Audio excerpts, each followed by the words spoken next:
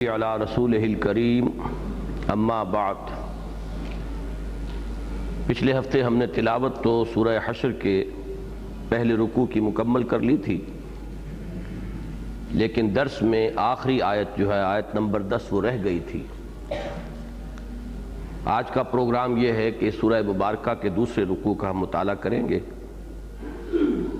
اللہ تعالیٰ ہی اس کی تکمیل کرنے کی توفیق عطا فرمائے۔ تو تلاوت میں کر رہا ہوں آیت نمبر 10 سے، یعنی پہلے رکوع کی آخری آیت کی تلاوت بھی دوبارہ کر رہا ہوں۔ اعوذ باللہ من الشیطان الرجیم، بسم اللہ الرحمن الرحیم۔ والذین جاؤوا من بعدهم یقولون ربنا اغفر لنا ولإخواننا الذین سبقونا بالایمان ولا تجعل في قلوبنا غلا للذين آمنوا ربنا إنك رؤوف رحيم۔ ألم تر إلى الذين نافقوا يقولون لإخوانهم الذين كفروا من أهل الكتاب لئن أخرجتم لنخرجن معكم ولا نطيع فيكم أحدا أبدا وإن قوتلتم لننصرنكم واللہ یشہد انہم لکاذبون۔ لئن اخرجوا لا یخرجون معهم ولئن قوتلوا لا ینصرونہم ولئن نصروہم لیولن الادبار ثم لا ینصرون لأنتم اشد رہبة فی صدورہم من اللہ ذالک بأنہم قوم لا یفقہون۔ لا يقاتلونكم جميعا إلا في قرى محصنة أو من وراء جدر بأسهم بينهم شديد تحسبهم جميعا وقلوبهم شتى ذلك بأنهم قوم لا يعقلون كمثل الذين من قبلهم قريبا ذاقوا وبال أمرهم ولهم عذاب أليم كمثل الشيطان إذ قال للإنسان اكفر فلما كفر قال إني بريء منك إني أخاف الله رب العالمين فكان عاقبتهما أنهما في النار خالدين فيها وذلك جزاء الظالمين۔ صدق الله العظيم۔ رب اشرح لي صدري ويسر لي امري واحلل عقدة من لساني يفقهوا قولي۔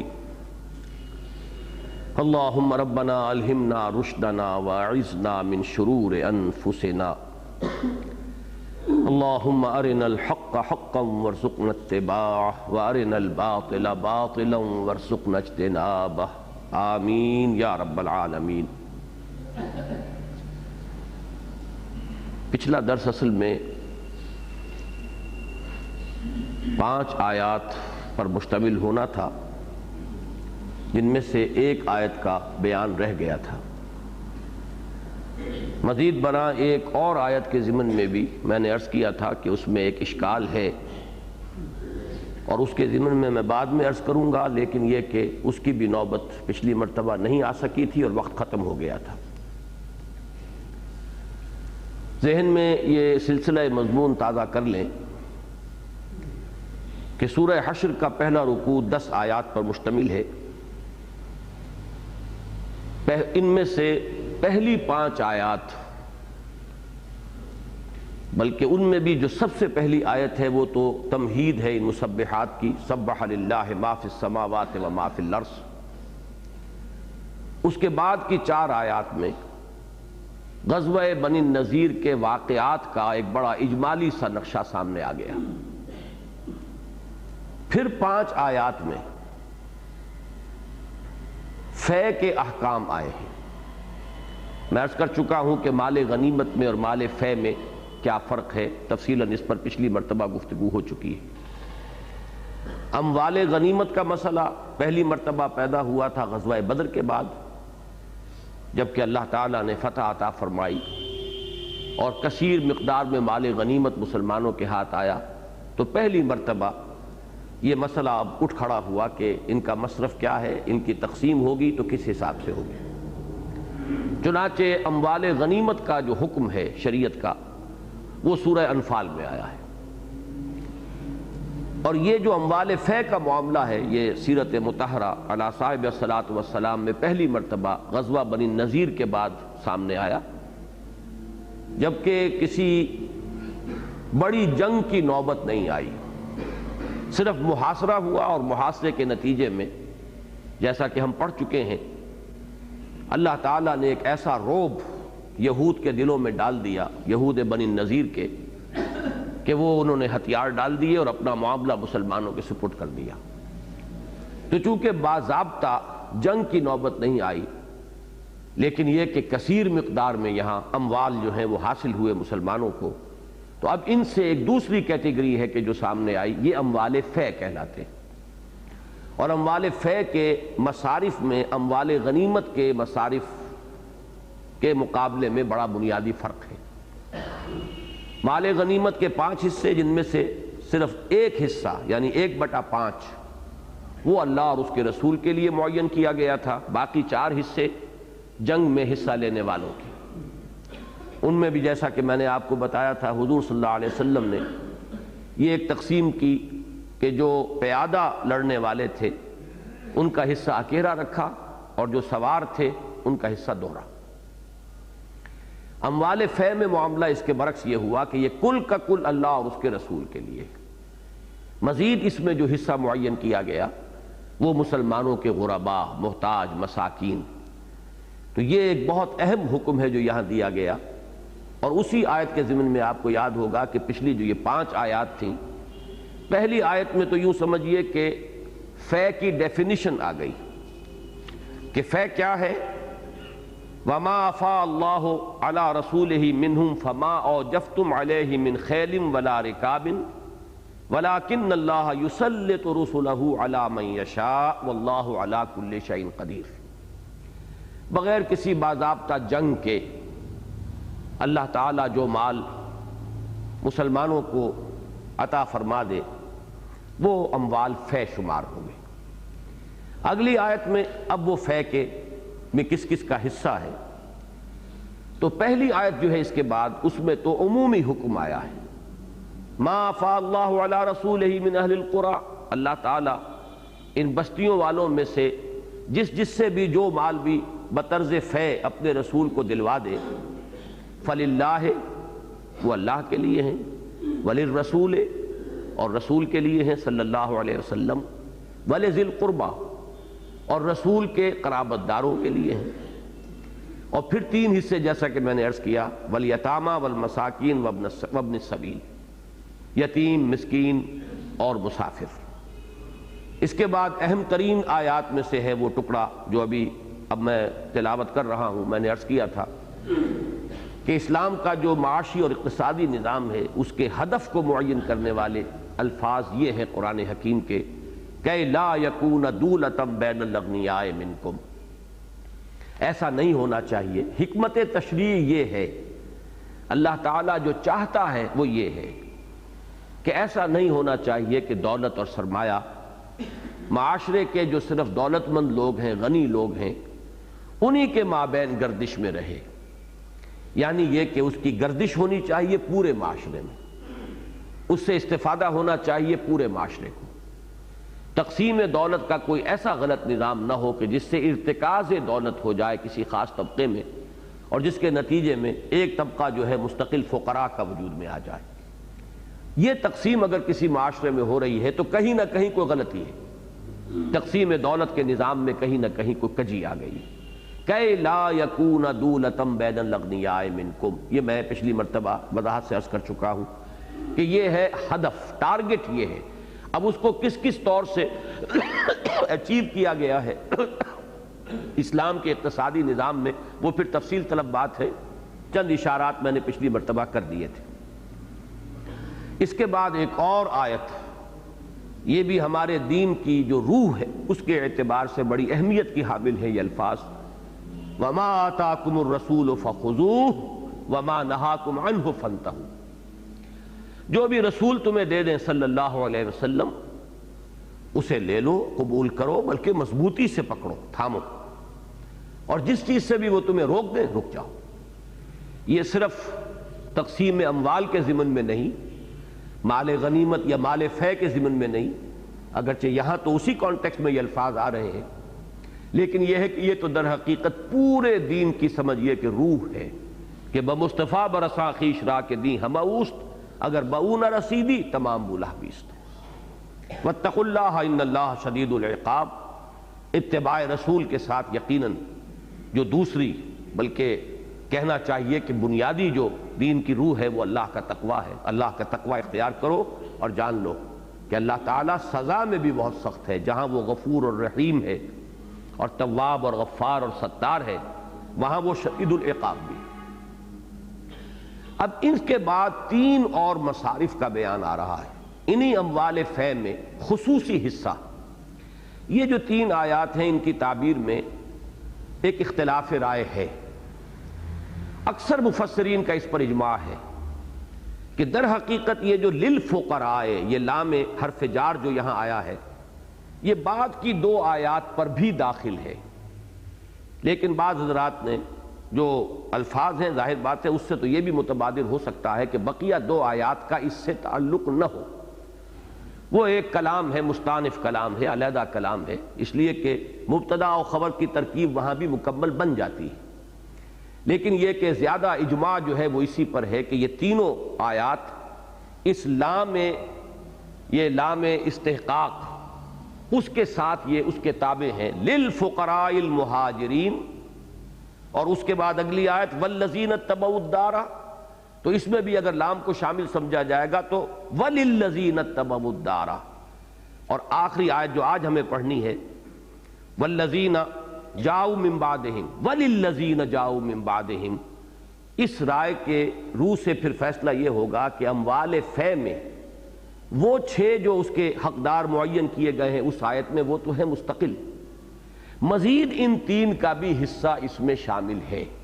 اور اس سے گویا کہ قیامت تک آنے والے مسلمانوں کو اس میں شامل کر لیا گیا ہے۔ اس تعبیر سے بہت اہم نتیجہ نکلتا ہے، اور در حقیقت اسی کی بنیاد پر حضرت عمر نے اپنا وہ تاریخی اجتہاد جو ہے وہ کیا تھا رضی اللہ تعالی عنہ، کہ جب بڑے پیمانے پر فتوحات ہوئی ہیں ان کے دور خلافت میں،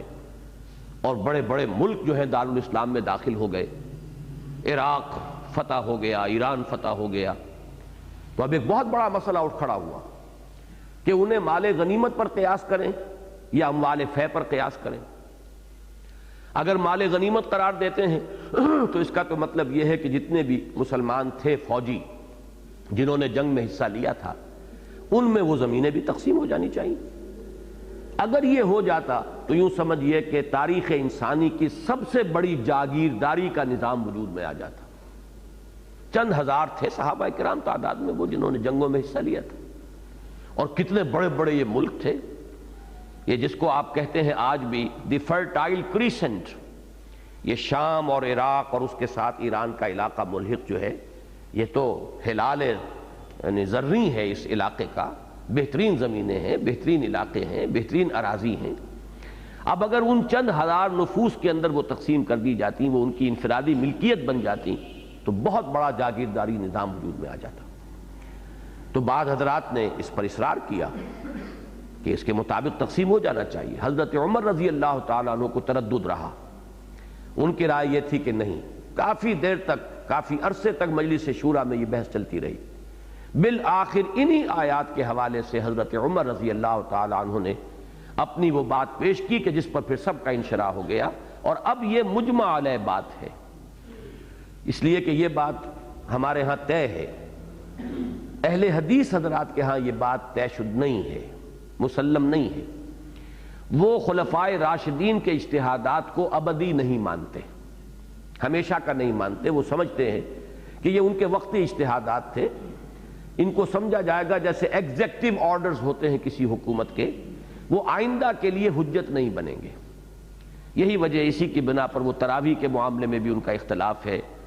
اور یہ 3 طلاقیں ایک مجلس میں آیا وہ مؤثر ہو کر طلاق مغلظ بن جاتی ہیں یا نہیں بن جاتی، اس پر بھی انہیں اختلاف ہے۔ تو اس میں بنیادی بات یہی آتی ہے کہ باقی سب کا اس پر اجماع ہے، چاروں جو مسلک ہیں اہل سنت کے، حنفی، شافعی، مالکی، حنبلی، کہ حضرت عمر رضی اللہ تعالیٰ عنہ یا دوسرے کسی خلیفہ راشد کا اجتہاد اس دور میں جو ہوا ہے اور جس کو قبول کر لیا گیا. بعض چیزیں ایسی تھی حضرت عمر نے کوئی رائے دی یا حکم صادر کیا، بعد میں انہوں نے واپس لے لیا لوگوں کے اختلاف کے اظہار پر. جیسے آپ نے مہر کے بارے میں طے کیا، ایک سیلنگ مقرر کر دی کہ اس سے زیادہ مہر نہیں رکھا جائے گا، لیکن ایک خاتون نے ان سے اس پر مجادلہ کیا. چونکہ اس سے پہلی صورت ہماری سورہ مجادلہ تھی، اس لیے یہ لفظ میری زبان پر آ گیا. انہوں نے مجادلہ کیا کہ آپ کو کیا حق پہنچتا ہے کہ ہمارے اس حق پر تحدید قائم کریں جس پر نہ اللہ نے کوئی حد لگائی اور نہ کوئی عائد کی ہے کوئی پابندی، نہ اس کے رسول نے. تو حضرت عمر نے اپنا وہ حکم واپس لے لیا. لیکن حضرت عمر ہوں یا حضرت ابو بکر صدیق یا حضرت عثمان، ان میں سے کسی کا وہ اجتہاد کہ جو قبول ہو گیا، گویا کہ اس پر اجماع ہو گیا. اور اجماع تو اصل میں اگر کوئی امکان اس کا ہے تو اسی دور کا اجماع تھا، اس لیے کہ اس وقت تک عالم اسلام ایک وحدت تھی، کہیں ابھی تفرقہ نہیں تھا، ایک سے زیادہ ملک نہیں تھے. آپ کو معلوم ہے کہ بنی امیہ کے دور تک بھی جا کر یہ بات قائم رہی ہے، لیکن بنو عباس کا دور جیسے ہی شروع ہوا 2 حکومتیں ہو گئی، اس لیے کہ اسپین میں بنو امیہ کی حکومت جاری رہی اور باقی جو ہے یہ بنو عباس کی حکومت ہو گئی. تو وہاں سے تو 2 کا سلسلہ شروع ہو گیا. یا حضرت علی کے عہد خلافت میں ایک درمیانی شکل یہ رہی ہے کہ یکجا نہیں ہو سکا نظام حکومت جو ہے. لیکن یہ کہ یہ جو اصحاب ثلاثہ ہیں ہمارے رضی اللہ تعالیٰ عنہم اجمعین، حضرت ابو بکر، حضرت عمر، حضرت عثمان، ان کے زمانے میں عالم اسلام سیاسی انتظامی اعتبار سے بھی ایک وحدت تھا اور کوئی فرقہ بھی نہیں تھا. اس اعتبار سے اس وقت جو اجماع ہو گیا تو وہ تو گویا کہ ایک ایسا اجماع ہے کہ جس کے اجماع ہونے میں کسی شک و شبے کی گنجائش ہی نہیں ہو سکتی. اس پہلو سے حضرت عمر رضی اللہ تعالیٰ عنہ کا وہ اجتہاد جو ہے وہ اب ہمیشہ ہمیش کے لیے ہے کہ اب اس کے بعد جو اصول بنا وہ میں آپ سے عرض کر دوں، اس لیے کہ بات لمبی ہے، کہ مال غنیمت کا اطلاق اس کے بعد ہوا ہے صرف میدان جنگ میں حاصل ہونے والے اموال منقولہ پر، وہ کہ جو موویبل کوئی اشیاء ہوتی ہیں ان پر، اور وہ بھی میدان جنگ میں. یہ نہیں کہ اس کے بعد فرض کیجئے کہیں فتح ہو گئی ہے، اس کے بعد کسی بستی میں داخل ہوئے تو بستی جو ہے اب وہ سارا مال و اسباب وہاں کا اور وہاں کی ساری عورتیں جو ہے وہ کنیزیں بن جائیں گی. نہیں، جو میدان جنگ میں آئے ہیں لوگ وہ گرفتار ہوں گے تو غلام شمار ہوں گے، اور وہ ان میں اگر کوئی عورتیں ہیں وہ بانیہ شمار ہوں گی، اور جو مال منقولہ ہے موویبل پراپرٹی ہے وہ وہاں پر مال غنیمت شمار ہوگا. باقی اس کے بعد جو کچھ ملتا ہے یا یہ کہ بغیر جنگ کے کوئی صلح کے ذریعے سے جو چیزیں مل جاتی ہیں وہ تمام کے تمام اموال فے ہیں. اور اموال فے اب یوں کہیے جدید اصطلاح میں کہ وہ گویا کہ پوری ملت اسلامیہ کی ملکیت ہے، کسی فرد واحد کی ملکیت نہیں. لہذا طے یہی ہوا کہ ان تمام زمینوں پر جو پہلے سے کاشتکار تھے، وہ چاہے عراقی ہوں، مجوسی ہوں، ایرانی ہوں، کوئی شامی ہوں، وہ کام کرتے رہیں گے. وہ ایک طرح کی موروثی مزارعت قائم ہوئی، لیکن یہ مزارعت انڈیویجولز کے ساتھ نہیں تھی، افراد کے ساتھ نہیں تھی، ریاست کے ساتھ تھی. زمینوں کے اوپر خراج اور افراد کے اوپر جزیہ، یہ سب جائے گا بیت المال میں، اور بیت المال سے سب کو استفادہ ہوگا. پوری ملت اسلامیہ جو ہے وہ اس کے اندر شریک ہے، جو بھی مستحقین ہیں ان کو اس سے مدد دی جائے گی. اس ذریعے سے وہ بہت بڑا آلہ وجود میں آ گیا کہ جو آزاد معیشت کے نتیجے میں جو عدم توازن پیدا ہو سکتا تھا اس کو رفع کر سکتا تھا. کہ یہ اتنی بڑی ایک قوت تھی اب یہ بیت المال کہ اس سے فقراء، مساکین، جو بھی کسی وجہ سے معاشی دوڑ میں پیچھے رہ گئے ہوں، خود مکتفی نہ ہو، اپنے قدموں پر کھڑے نہ ہو سکتے ہوں، ان کی کفالت عامہ جو ہے بیت المال اگر کر سکتا ہے تو انہی اموال کی بنیاد پہ کر سکتا ہے. یہ ہے بہت بڑا معاملہ کہ جو ان 3 آیات کے ضمن میں بعض حضرات نے رائے دی ہے کہ صرف ایک آیت جو ہے وہ تو چونکہ لام اس میں لگا ہوا ہے للفقراء المہاجرین الذین اخرجوا من دیارہم واموالہم، تو اس میں تو اختلاف ہے ہی نہیں کہ بنو النذیر سے جو اموال فے حاصل ہوئے ان میں اللہ تعالیٰ نے ایک خاص حصہ رکھ دیا مہاجرین کا. میں پچھلی مرتبہ بتا چکا ہوں کہ یہ مہاجرین جب آئے تھے تو پہلا حل جو تھا ان کا وہ تو یہی تھا، مواخات حضور نے کرا دی، اور انصار نے کمال ایثار سے کام لیتے ہوئے اپنی زمینیں تقسیم کر دیں، باغات تقسیم کر دیے، اپنے گھر تقسیم کر دیے، یہاں تک کہ وہ واقعہ میں نے آپ کو سنایا کہ ایک انصاری نے اپنے مہاجر بھائی کو لا کر گھر میں کھڑا کر دیا کہ میری 2 بیویاں ہیں، ان میں سے جو تمہیں پسند ہو میں اسے طلاق دے دیتا ہوں تاکہ تم اسے شادی کر لو، اس لیے کہ میں یہ گوارا نہیں کر سکتا کہ میرا گھر اس طرح آباد ہو کہ 2 بیویاں ہوں اور میرے مہاجر بھائی کا گھر جو ہے آباد نہ ہو۔ تو یہ تو ان کا وہ کمال ایثار تھا جس کی کہ اگلی آیت میں پھر اللہ تعالیٰ کی طرف سے اس کی تعریف ہوئی ہے، تحسین ہوئی۔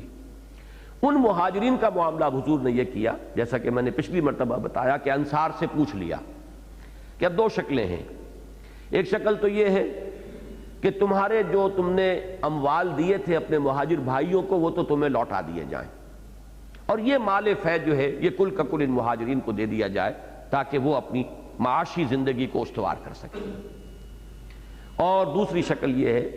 کہ وہ جو ہے وہ آپ کے پاس برقرار رہے، وہ جو آپ نے دیا تھا ان کو ان کے پاس رہے اور اس میں آپ کو بھی حصہ دے دیا جائے۔ تو انصار کا جواب یہ تھا، یہ تاریخی بات ہے، اس کی شاید نظیر دنیا میں کہیں اور نہ مل سکے،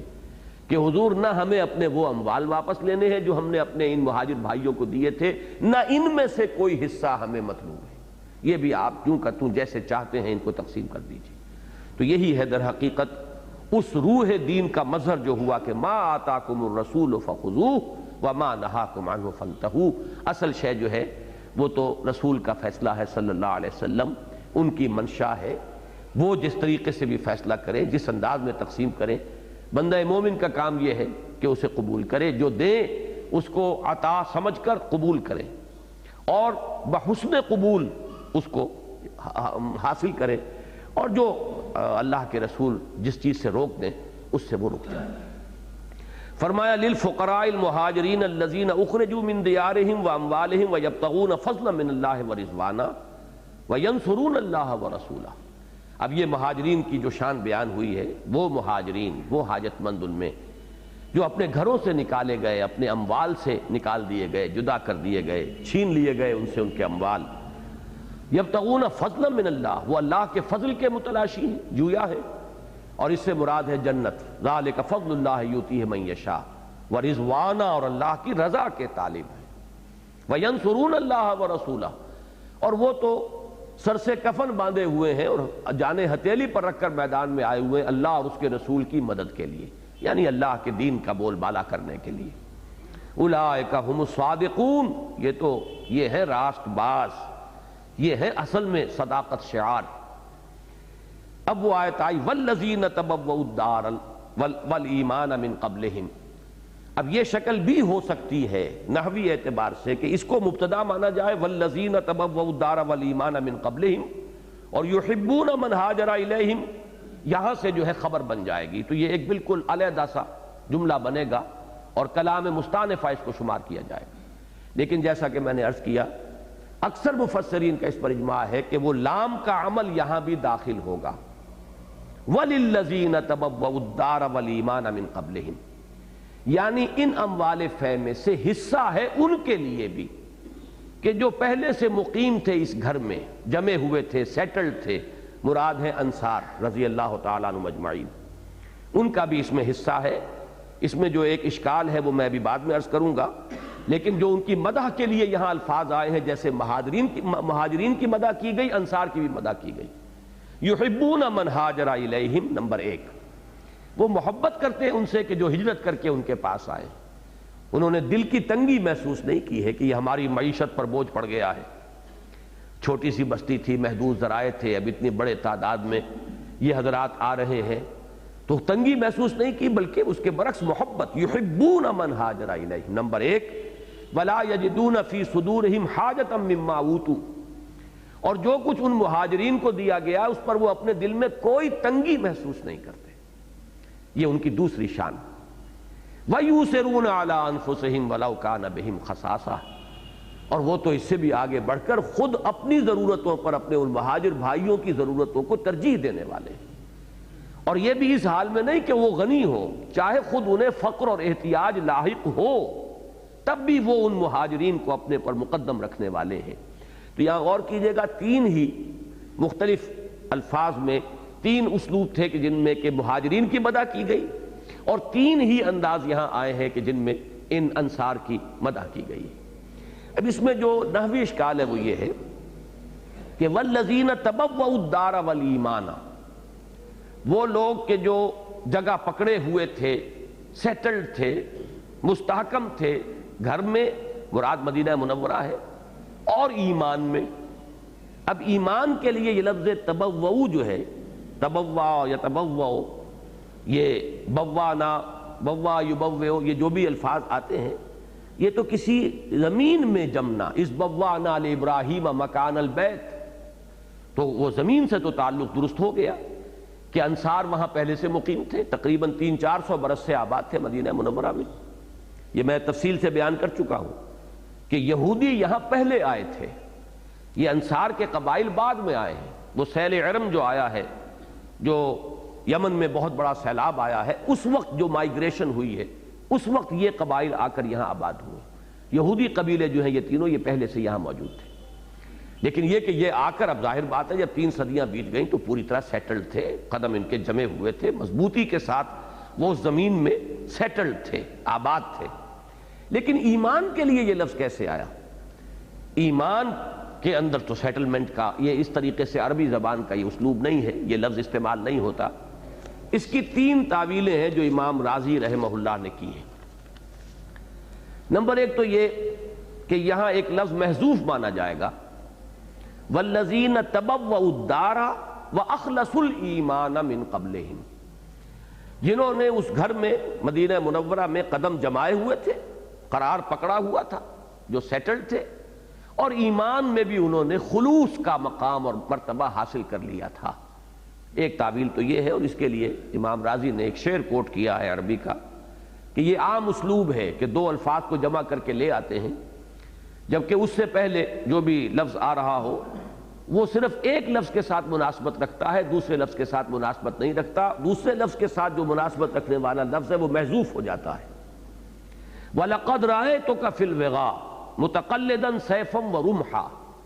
میں نے تمہیں دیکھا تھا میدان جنگ میں کہ تم نے تلوار بھی گردن میں حمائل کی ہوئی تھی اور نیزہ بھی، حالانکہ نیزہ کبھی گردن میں حمائل نہیں کیا جاتا، تلوار تو لٹکائی جاتی تھی، نیزہ تو ہمیشہ ہاتھ میں ہوتا تھا، لیکن یہ کہ متقلدن کا لفظ آیا ہے اصل میں تلوار کے لیے، ورمحا یہ اس کے ساتھ آ گیا ہے، لیکن یہ کہ ظاہر بات ہے کہ اس لفظ کا اطلاق رمحا پر نہیں ہوگا، سمجھا یہی جائے گا کہ میں نے تمہیں میدان جنگ میں دیکھا تھا اس حال میں کہ تلوار تم نے اپنی گردن میں حمائل کی ہوئی تھی اور ہاتھ میں نیزہ لیا ہوا تھا۔ تو اسی طرح یہاں پر ہوگا والذین تبوؤا الدار واخلصوا الایمان من قبلہم، ایک تعویل۔ دوسری تعویل بڑی پیاری ہے، میں اسی کے لیے اس تفصیل کو بیان کر رہا ہوں کہ امام راضی فرماتے ہیں کہ یہ بھی صحیح ہے کہ انہوں نے ایمان کو واقعی اپنا وطن بنا لیا تھا، جعلوا الایمان مستقرا ووطنا، اور اس کے لیے مثال لائے ہیں کہ جیسے حضرت سلمان فارسی رضی اللہ تعالیٰ عنہ جب ان سے پوچھا جاتا تھا کہ نام کیا ہے آپ کا؟ سلمان۔ اب ایک لفظ جو ہے عربی میں وہ نام پورا ہوتا ہی نہیں، پوچھتے تھے سلمان ابن، بھئی سلمان کس کے بیٹے سلمان؟ تو وہ فرمایا کرتے تھے سلمان ابن اسلام۔ تو جیسے ولدیت اسلام ہو سکتی ہے، ایسے ہی وطن بھی ایمان بن سکتا ہے، اور یہ بات وہ ہے جو اقبال کے اس نظم میں مشہور نظم جو ہے وطنیت، اسلام تیرا دیس ہے تو مصطفوی ہے، تمہارا تو وطن ہی اسلام ہے، ایمان ہے، دین ہے۔ تو اس معنی میں تبوؤ کا اطلاق بھی امام راضی فرماتے ہیں کہ اس لفظ، اس فعل کا اطلاق بھی ایمان پر درست ہے، غلط نہیں ہے۔ اور تیسری تعبیر انہوں نے کی ہے کہ یہ واو تفسیری ہے، اور یہاں ایمان سے مراد ہے مدینہ منورہ جو امن کی جگہ ہے، اہل ایمان، سراپا ایمان یا امن کی جگہ، کہ جس میں کہ اب مہاجرین کے لیے وہ امن کی ایک جگہ اور مستقر بن گیا ہے۔ تو گویا کہ دار ول ایمان یہ دونوں کے دونوں مدینہ منورہ کے لیے، اور یہاں درمیان میں واو جو ہے واو عطف نہیں بلکہ واو تفسیری ہے۔ اس میں ایک اور بھی اشکال ہے کہ من قبلہم، ظاہر بات ہے کہ انصار ایمان لانے میں تو مؤخر ہیں مہاجرین پر، متقدم تو نہیں ہے، پہلے تو ایمان لائے ہیں مہاجرین، انصار تک تو ایمان کی دعوت پہنچی ہے کم و بیش 10 برس بعد، سن 10 نبوی کے بعد 11 نبوی میں، یعنی وحی کے آغاز کے 11ویں سال جا کر 6 انصاری جو تھے مدینے کے 6 اشخاص وہ ایمان لائے ہیں حضور پر۔ اور وہ ایک عقبہ ایک گھاٹی ہے منا کی، حج کے موسم میں وہاں ملاقات ہوئی، وہ ایمان لے آئے۔ اگلے سال پھر وہ 12 تھے، اس سے اگلے سال جب آئے ہیں تو وہ 72 تھے، 72 مرد 3 عورتیں، اور پھر وہ بیعت عقبہ ثانیہ ہوئی، اور اس کے بعد حضور صلی اللہ علیہ وسلم اور مسلمانوں کے لیے ہجرت کا دروازہ کھل گیا مدینے کی طرف۔ تو ظاہر بات ہے کہ جو لوگ حضرت ابوبکر صدیق تو ایمان میں 10 برس تو متقدم ہو گئے نا، تو یہاں تو آیا ہے کہ والذین تبوؤا الدار والایمان من قبلہم، تو یہاں امام راضی کا کہنا یہ ہے کہ من قبل ہجرتہم، یہاں ہجرت کے لفظ کو محذوف ماننا پڑے گا کہ ان کی ہجرت سے پہلے، ان کے یہاں آمد سے پہلے وہ حضرات انصار میں سے جنہوں نے یہاں قدم جمائے ہوئے تھے، جو گویا کہ آغوش وا کیے ہوئے منتظر تھے اہل ایمان میں سے جو مہاجرین آ رہے تھے ان کی، اور ان کے لیے ان کی کیفیت یہ تھی کہ یحبون من ہاجر الیہم ولا یجدون فی صدورہم حاجۃ مما اوتوا ویؤثرون علی انفسہم ولو کان بہم خصاصہ ومن یوق شح نفسہ فاولئک هم المفلحون۔ اب آخری آیت والذین جاؤوا من بعدہم، یہاں بھی وہ دونوں ہی امکانات تو موجود ہیں۔ نحو کے قواعد کی روح سے یہ بھی ایک علیحدہ جملہ ہو سکتا ہے، کلام سابق کے ساتھ اس کا کوئی تعلق نہ ہو۔ والذین جاؤوا من بعدہم یہ مبتدا ہوگی، یقولون ربنا اغفر لنا ولاخواننا الذین سبقونا بالایمان، یہ اس کی خبر بن جائے گی، جملہ بن جائے گا۔ لیکن جیسا کہ میں نے عرض کیا، پھر دہرا رہا ہوں کہ اکثر مفسرین کا اس پر اجماع ہے، اور اس کی اس لیے اہمیت بہت زیادہ ہے کہ اسی آیت کا حوالہ دیا تھا حضرت عمر فاروق نے اپنے اس اہم ترین اجتہاد پر جس پر رد و قضا ہوتی رہی، اختلاف رائے رہا،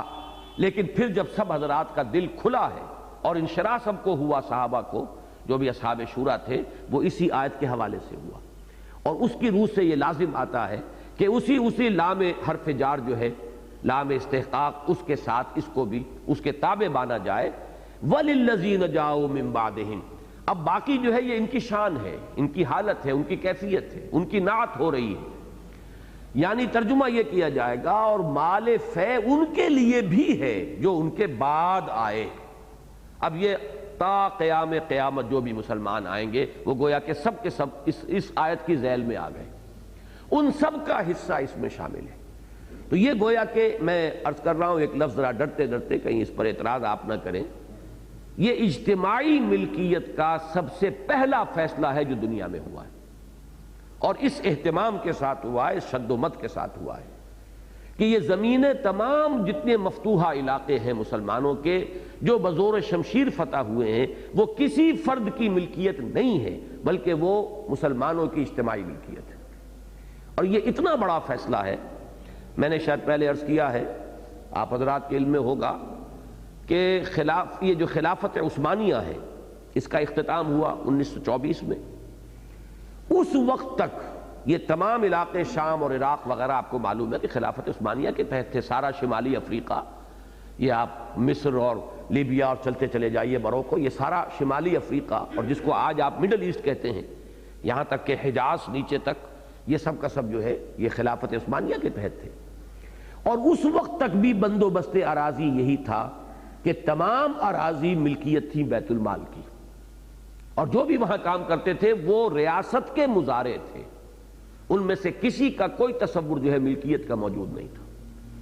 حضرت عمر رضی اللہ تعالیٰ عنہ نے تو بعض حضرات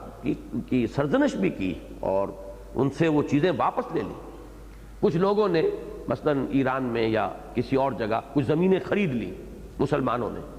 تو حضرت عمر نے فرمایا تمہارے پاس کیسے آ گئی زمین یہ کہ میں نے خرید لی ہے فلاں سے، کہ ان کی ہے ہی نہیں، وہ کیسے بیچ سکتے ہیں؟ وہ تو وہاں پر موروثی مزارع کی حیثیت سے ہیں۔ اب جو بھی وہاں پر ایرانی تھے یا جو بھی تھے، چاہے وہ اسلام لے آئے چاہے اسلام نہیں لائے، اس میں کوئی فرق نہیں، جبکہ وہ فتح ہوا ہے ملک بزور شمشیر۔ اگر تو خود ایمان لے آئے، جیسے مدینہ منورہ کے لوگ تھے، مدینہ کو حضور نے فتح نہیں کیا، مدینہ تو خود حضور کو لے کر آیا ہے، چل کر استقبال کیا ہے اس نے، وہاں انفرادی ملکیت قائم رہی ہے۔ لیکن جو علاقہ بھی بزور شمشیر فتح ہوا ہے اس کی زمینیں ہمیشہ ہمیش کے لیے تا قیام قیامت یہ خراجی زمینیں ہیں، یہ عشری زمینیں نہیں ہیں۔ عشری زمین وہ ہوتی ہے جو کسی کی ملکیت ہو، یہ ملکیت ہے ہی نہیں، یہ تو بیت المال کی ملکیت ہے۔ کام کرنے والے اس پر گویا کہ مضارع آپ کہنا چاہیں انہیں تو مضارع کہیں، عامل کہنا چاہیں عامل کہیں، وہ ریاست کی طرف سے وہاں کام کر رہے ہیں، ان پر خراج لگے گا، وہ بیت المال میں جائے گا، اور وہ جو بیت المال میں جمع ہوگا وہ پوری ملت اسلامیہ کی بہبود کے لیے استعمال ہوگا، اور یہ ہے وہ سب سے بڑا انسٹرومنٹ جس سے کہ وہ ہدف جو ہے وہ اچیو ہوتا ہے کہ لا یکون دولۃ بین الاغنیاء منکم۔ یہ بہت بڑا انقلابی معاملہ ہے جو ہمارے ذہنوں سے بالکل اوجھل ہو چکا ہے۔ جب سے یہ ملوکیت اور جاگیرداری کے نظام آئے ہیں، بہت سے حصے شریعت کے جو ہیں وہ اس طرح بند کر کے رکھ دیے گئے ہیں کہ ان کی طرف رجوع نہیں ہے، توجہ نہیں ہے، اس پر غور بھی نہیں ہوتا، انہیں بیان بھی نہیں کیا جاتا۔ تو یہ مسئلہ میں نے اس لیے زیادہ تفصیل کے ساتھ آج بیان کیا کہ اس آیت کے بارے میں یہ سمجھ لیجئے کہ یہاں بھی اسی لام حرف جار جو ہے لام اس کا اطلاق ہو رہا ہے، اور یہ ان کے لیے بھی ہیں کہ جو آئے بعد میں، اب ان کی بھی مدح ہو رہی ہے، ان کی شان کیا تھی۔ ایک تو دنیا میں ایسا بھی ہوتا ہے کہ بعد میں آنے والے پہلوں پر لعنتیں کرتے ہیں، چنانچہ جہنمیوں کے بارے میں قرآن مجید میں، یہ ذہن میں نہیں ہے کس مقام پر یہ ذکر ہے، لیکن یہ کہ بہت ہی وضاحت کے ساتھ ہے کہ جب بھی کوئی ایک نئی نسل یا نیا گروہ جہنم میں داخل ہوگا، نئی جماعت، لعنت اختہا، کلما دخلت امت لعنت اختہا، تو وہ لعنت کریں گے پہلوں پر، یا پہلے دوسروں پر لعنت کریں گے۔ تو یہ ایک تو ملعنہ ہے، باہمی ملعنہ، ایک دوسرے پر لعنت کرنا۔ اسلامی روایت یہ ہے کہ اسلاف کے بارے میں جو کیفیت ہونی چاہیے وہ ہے جو اس آیہ مبارکہ میں آ رہی ہے، والذین جاؤوا من بعدہم یقولون ربنا اغفر لنا ولاخواننا الذین سبقونا بالایمان۔ وہ کہتے ہیں کہ اے رب ہمارے بخش دے ہمیں بھی اور ہمارے ان بھائیوں کو بھی جنہوں نے ہم پر سبقت کی ایمان میں، جو ہم سے آگے آئے، ایمان کو پہلے قبول کیا، جو ہم سے آگے گزر گئے۔ یہ اسلاف کے بارے میں ایک عمومی تلقین دی جا رہی ہے بطرز خبر کہ یہ ان کا قول ہے، اور اس میں تشویق اور ترغیب کا پہلو ہے۔ بسا اوقات خبر کے ذریعے سے جو امر ہوتا ہے وہ زیادہ ایک مؤکد ہو جاتا ہے، بات کو حکم دینے کی بجائے ایک کیفیت ایسی بیان کی جائے جیسے کہ جملہ خبریہ ہے، کسی حال کا بیان ہو رہا ہے، لیکن اس میں جو تحسین کا پہلو ہے، اس کی جو تائید اور توثیق ہے، اس میں در حقیقت ایک ہدایت مضمر ہوتی ہے آنے والوں کے لیے کہ تمہاری یہ کیفیت ہونی چاہیے کہ اسلاف کے بارے میں، خاص طور پر صحابہ کرام کا معاملہ بہت بڑی محرومی اور بہت بڑی بد نصیبی ہے کسی مسلمان کی کہ صحابہ کرام کے بارے میں اس کے دل میں کوئی کدورت ہو، کسی طرح کی بھی کوئی نفرت کا معاملہ، کوئی بغض ان کے دلوں میں ہو۔ یہ بات جو ہے یہ بہت بڑی بد نصیبی اور بہت بڑی محرومی، بلکہ یہ کہ ربنا اغفر لنا ولاخواننا الذین سبقونا بالایمان ولا تجعل فی قلوبنا غلا للذین آمنوا، اور پروردگار ہمارے دلوں میں اہل ایمان میں سے کسی کے لیے کوئی کدورت، کوئی میل پیدا نہ کر دیجو۔ یہ غل کا لفظ سورہ ہجر میں بھی آیا ہے، وہاں بڑی پیاری کیفیت کا ذکر ہے، اور خاص طور پہ اس لیے ذکر کر رہا ہوں کہ حضرت علی کا اس آیت کے بارے میں ایک بڑا پیارا قول ہے۔ وہاں یہ نقشہ کھینچا گیا جب اہل جنت میں داخل ہوں گے، وَنَزَعْنَا مَا فِي قُلُوبِهِمْ یا صُدُورِهِمْ مَا فِي صُدُورِهِمْ مِنْ غِلٍّ إِخْوَانًا عَلَى سُرُرٍ مُتَقَابِلِينَ۔ ان جنتیوں کے دلوں میں ایک دوسرے سے اگر کچھ کدورت یا میل ہوگی تو وہ ہم نکال لیں گے اور دل صاف کر دیں گے۔ اب وہ جنت میں جب بیٹھے ہوں گے تو بالکل آمنے سامنے، رو در رو۔ ایک تو ہوتا ہے نا جب آپ کے دل میں کسی کی طرف سے میل ہو تو آپ چہرہ دوسری طرف کر لیتے ہیں، پیٹھ موڑ لیتے ہیں اس شخص کی طرف سے، you don't want to face him, آپ اس سے آنکھیں چار نہیں کرنا چاہتے، اور دل صاف ہو تو پھر آمنے سامنے بیٹھتے ہیں۔ تو فرمایا کہ وہ پھر وہاں بیٹھے ہوں گے اخواناً علی سرر متقابلین، آمنے سامنے بیٹھے ہوں گے وہ ان تختوں کے اوپر جو ان کے لیے وہاں فراہم کیے جائیں گے، اور ان پر وہ بھائیوں کی طرح ہوں گے۔ دل میں اگر کوئی تھوڑا بہت کسی کے لیے کوئی میل ہوگا بھی تو نکل چکا ہوگا۔ یہ میل کنٹمپریریز جو ہوتے ہیں، ہم عصر لوگوں کے دلوں میں پیدا ہو جانا بالکل طبیعی ہے۔ اب ان کا تو معاملہ یہ ہے کہ کوئی نہ کوئی مسئلہ ہو جاتا ہے، کوئی رنجش ہو جاتی ہے۔ ایسے واقعات بھی آتے ہیں کہ حضرت عثمان رضی اللہ تعالیٰ عنہ بیٹھے ہوئے تھے، پتہ نہیں کسی خیال میں گم تھے، حضرت عمر گزرے، سلام کیا، انہوں نے سنا ہی نہیں، جواب نہیں دیا۔ سنا ہی نہیں تو جواب کیا دیں گے؟ اب ان کے دل میں ایک میل سا آ گیا، جا کے حضرت ابو بکر سے شکایت کی کہ عثمان کو میں نے سلام کیا، اس نے جواب نہیں دیا۔ وہ لے کر آ گئے، پوچھا کہ مجھے پتہ ہی نہیں چلا۔ اب اس قسم کے واقعات ہو سکتے ہیں، انسان ہیں بربنائے طبع بشری، جو بھی لیمیٹیشنز ہیں، جو بھی تحدیدیں ہیں انسان کے ساتھ، ان کی بنا پر ہو جاتا ہے۔ اسی طرح وہ واقعہ آتا ہے کہ حضرت حفصہ بیوہ ہو گئیں، اب حضرت عمر رضی اللہ تعالیٰ عنہ انہیں تشویش ہے، میری بیٹی بیوہ ہو گئی ہے۔ انہوں نے حضرت ابو بکر کو پیشکش کی کہ آپ نکاح کر لیں، وہ خاموش، جواب نہیں دے رہے کوئی۔ حضرت عثمان کو پیشکش کی کہ آپ نکاح کر لیں، وہ بھی خاموش۔ اب ان کے دل میں میل آیا کہ یہ کیا معاملہ ہے، میں نے اپنے ان دو بھائیوں کو پیشکش کی ہے اور یہ جواب بھی نہیں دے رہے مجھے کوئی۔ بعد میں عقدہ کھلا کہ ان دونوں کے علم میں تھا کہ حضور کا اپنا ارادہ ہے حضرت حفصہ سے نکاح کا۔ اب نہ تو وہ قبول کر سکتے تھے پیشکش حضرت عمر کی، نہ وہ راز تھا ابھی حضور کا جو ان کے پاس تھا، نہ راز ڈسکلوز کر سکتے تھے۔ تو وہ گومگو کے عالم میں ہے، نہ ہاں کر سکے نہ کر سکیں، نہ کریں تو کچھ بتائیں کہ کیا سبب ہے، وہ سبب جو ہے حضور کا راز بنتا ہے، تو دل میں ایک میل آ گیا۔ اس طرح کے واقعات کا جو ہم عصر لوگ ہیں ان کے اندر پیدا ہو جانا بالکل طبعی ہے، فطری ہے، وہ سمجھ میں آنے والی بات ہے۔ حضرت علی نے جو فرمایا اس آیت کے بارے میں کہ وَنَزَعْنَا مَا فِي صُدُورِهِم مِّن غِلٍّ إِخْوَانًا عَلَى سُرُرٍ مُتَقَابِلِينَ، فرمایا یہ آیت میرے اور معاویہ کے لیے اتری ہے کہ ہمارے دلوں میں جو کچھ ایک دوسرے سے کچھ نہ کچھ تو آخر غبار آیا، جنگیں ہوئی ہیں، باضابطہ جو ہے مقابلے ہوئے ہیں، تو اللہ تعالیٰ ہم دونوں کے بھی دلوں کو بالکل صاف کر دے گا جنت میں داخلے کے وقت۔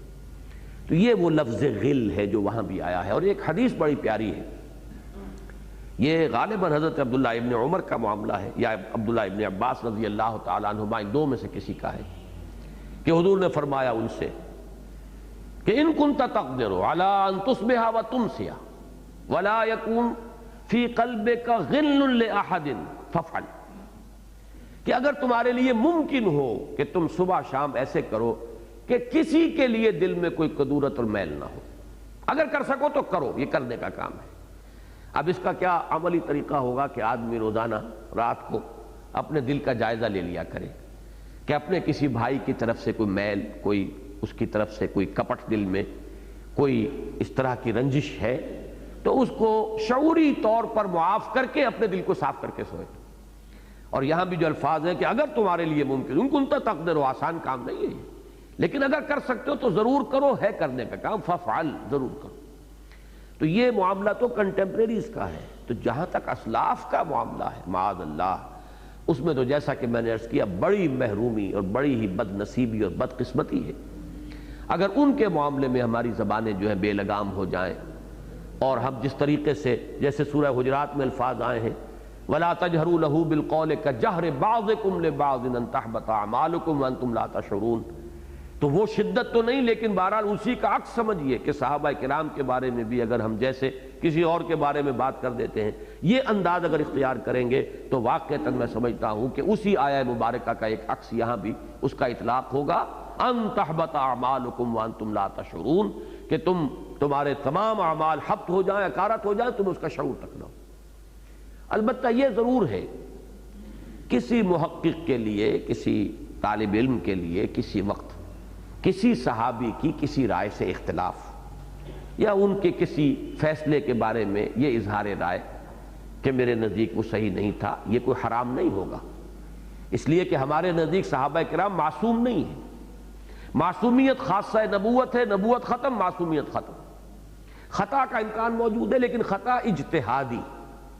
صحابہ کرام کے بارے میں یہ بات یقین کے ساتھ دل میں بیٹھنی چاہیے کہ وہاں خطا اجتہادی ہو سکتی ہے، کسی بدنیتی کی وجہ سے نہیں ہو سکتی، اس لیے کہ اس کا جو ہے سارا ناوک نے تیرے سید نہ چھوڑا زمانے میں، اس کی زد پڑتی ہے محمد الرسول اللہ پر صلی اللہ علیہ وسلم، اس لیے کہ درخت تو پھل سے پہچانا جاتا ہے۔ اگر صحابہ کرام کا تزکیہ نفس نہیں ہوا تو ناکام کون ہے؟ وہ تو مزکی ناکام ہوئے، پھر معاذ اللہ ثم معاذ اللہ۔ ایک کلاس ہے وہ فیل ہو گئی پوری کی پوری، تو مورد الزام کون ہوگا؟ استاد ہوگا۔ اس لیے کہ کوئی ایک دو فیل ہو جائے تو ٹھیک ہے، لیکن یہ کہ پوری کی پوری کلاس صاف ہو جائے تو سارا الزام کس پر آئے گا؟ استاد پر آئے گا۔ تو اصل میں جو یہ معاملہ ہے اسی لیے وہ آتا ہے کہ جو من احبہم فبحبی احبہم، ومن ابغضهم فببغضی ابغضهم، کہ میرے صحابہ کا معاملہ یا لا فی اصحابی لا تتخذوهم غرضا من بعدی، اور اس میں الفاظ صاف ہے، بڑی صحیح ہے، منطق صحیح ہے، بالکل صغرا کبرا درست ہے۔ جو بھی ان سے محبت کرتا ہے وہ میری محبت کی وجہ سے محبت کرتا ہے۔ کوئی سعادت مند نوجوان ہے، وہ اپنے والد کے کسی دوست کا احترام کرتا ہے، کیوں کرتا ہے؟ یہ میرے والد کے دوست تھے، ان کا ملنا جلنا تھا، ان کا اٹھنا بیٹھنا تھا، ان سے مراسم تھے ان کے، اس لیے کرتا ہے، اپنے والد کے احترام کے حوالے سے ان کے دوست کی۔ اب یہ معاملہ حضور کے صحابہ، لا تسبوا اصحابی، میرے اصحاب کو گالیاں نہ دو، انہیں برا بھلا مت کہو، اللہ فی اصحابی، اللہ سے ڈرو، اللہ کا تقوی اختیار کرو میرے اصحاب کے بارے میں۔ من احبہم فبحبی احبہم ومن ابغضہم فببغضی ابغضہم، جو کوئی ان سے محبت کرے گا یا کرتا ہے وہ میری محبت کے نتیجے میں کرتا ہے یا کرے گا، اور جو کوئی ان سے بغض رکھتا ہے یا رکھے گا وہ بھی میری محبت، میرے بغض کی وجہ سے، اصل بغض مجھ سے ہوگا، جو مجھ پر نکال نہیں پائے گا اپنا وہ خبث باطن کے جو جذبات ہیں اصل، تو وہ نکالے گا میرے اصحاب پر۔ تو یہ خاص طور پر اس آیہ مبارکہ کو صحابہ کی عظمت اور تعظیم اور ان سے محبت، اور اگر کہیں اختلاف ہو تو پھر یہ انسان کا انداز بتاتا ہے کہ ادب کے ساتھ تمام آداب کو ملحوظ رکھتے ہوئے اختلاف رائے ہو سکتا ہے، لیکن یہ کہ یہ بھی جہاں شدید ضرورت ہو، ورنہ یہ کہ ہر آدمی کے لیے ضرورت نہیں ہے، کوئی محقق ہے، کوئی کسی معاملے میں کوئی بات جو ہے وہ کہنا چاہتا ہے، عالم ہے، اس کو بھی پھر انداز جو ہے اس میں ادب کا دامن جو ہے وہ ہاتھ سے چھوٹنے نہ پائے۔ تو والذین جاؤوا من بعدہم یقولون ربنا اغفر لنا ولاخواننا الذین سبقونا بالایمان ولا تجعل فی قلوبنا غلا للذین آمنوا ربنا انک رؤوف رحیم۔ پروردگار ہمارے دلوں میں اہل ایمان میں سے کسی کے لیے کوئی کدورت، کوئی رنجش، کوئی دل میں میل جو ہے وہ پیدا نہ ہونے دے، اور پروردگار تو ہی ہے رؤوف اور رحیم۔ رؤوف اور رحیم کے الفاظ پر سورہ حدید کے درس میں بڑی تفصیل سے گفتگو ہو چکی ہے، شروع میں بھی آیا ہے رؤوف اور رحیم کا لفظ، هو الذی ينزل على عبده آیات بینات لیخرجکم من الظلمات الى النور وان اللہ بکم لرؤوف الرحیم۔ اور پھر رافتا و رحمہ، یہ متبعین حضرت مسیح علیہ السلام کے بارے میں، وجعلنا فی قلوبہ الذین اتبعوہ رافتا و رحمہ۔ تو میں یہاں پہ اب اس کی مزید شرح نہیں کروں گا۔ رافت دل کی نرمی، رحمت کسی کی خیر خواہی کا جو جذبہ ابھرتا ہے دل کی نرمی سے، یہ نسبت ہے، ان دونوں میں تعلق ہے کہ کسی کے دکھ کو، درد کو آپ محسوس کریں گے تو پھر آپ کے اندر ایک جذبہ ابھرے گا، اس کا کئی مداوع کرنے کی کوشش، اس کو کہیں کوئی مدد پہنچانے کی کوشش۔ تو ان دونوں کو جب جوڑیں گے تو یہ نسبت اس میں بنے گی کہ رافت ہے، مہربانی کا ترجمہ اس کے لیے کر دیا جاتا ہے، شفقت فرمانے والا اور مہربان ہے۔ تو ان دونوں میں یہ نسبت ہے، اور اسی لیے یہ ایک جوڑے کی طرح یہ دو الفاظ یا صفات کی شکل میں آئیں گے، اور یا یہ کہ وہ الف لام داخل ہو جائے گا تو اللہ کے اسماء الحسنی میں ان کا شمار ہوگا۔ یہاں یہ پہلا رکوع ختم ہوا۔ دوسرا رکوع جو ہے 7 آیات پر مشتمل ہے، اور مجھے توقع ہے آج ہم اس کو پڑھ لیں گے انشاءاللہ۔ اس کی وجہ یہ ہے کہ منافقین کا جو کردار تھا اس کے بارے میں تفصیل سے گفتگو سورہ مجادلہ میں ہو چکی ہے۔ میں 2-3 جملے اس کے بارے میں اس وقت صرف دہراؤں گا کہ نفاق کا جہاں بھی ذکر آتا ہے قرآن مجید میں، ایک بہت بڑا حجاب جو ہم پر طاری ہو جاتا ہے ان آیات کے سمجھنے میں، وہ یہ ہے کہ ہم یہ سمجھ بیٹھتے ہیں کہ یہ منافقین جو ہیں یہ سب کے سب شعوری منافق تھے، جان بوجھ کر منافق تھے۔ یہ بہت بڑا مغالطہ ہے۔ شعوری منافق کہ جو گویا کہ فیصلے کے تحت، اپنے ارادے کے تحت دھوکہ دے رہا ہو، وہ بہت کم ہوتے تھے۔ وہ جس کی مثال ایک آتی ہے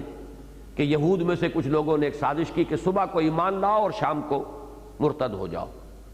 اب وہ آئے ہی داخل ہی ہوئے اس نیت سے کہ شام کو ہمیں واپس چلے جانا ہے، تو ظاہر بات ہے کہ کوئی ایک لحظہ بھی ان پر ایمان کا نہیں گزرا، ضعیف ترین ایمان بھی انہیں ایک لمحے کے لیے بھی حاصل نہیں ہوا۔ اسی طرح کا معاملہ اس دور میں ہو سکتا ہے کہ کوئی شخص جاسوس کی حیثیت سے، کوئی ہندو جو ہے وہ پاکستان میں آئے، مسلمان بن کر ختنہ بھی کرا کے آئے گا، نماز بھی یاد کر کے آئے گا۔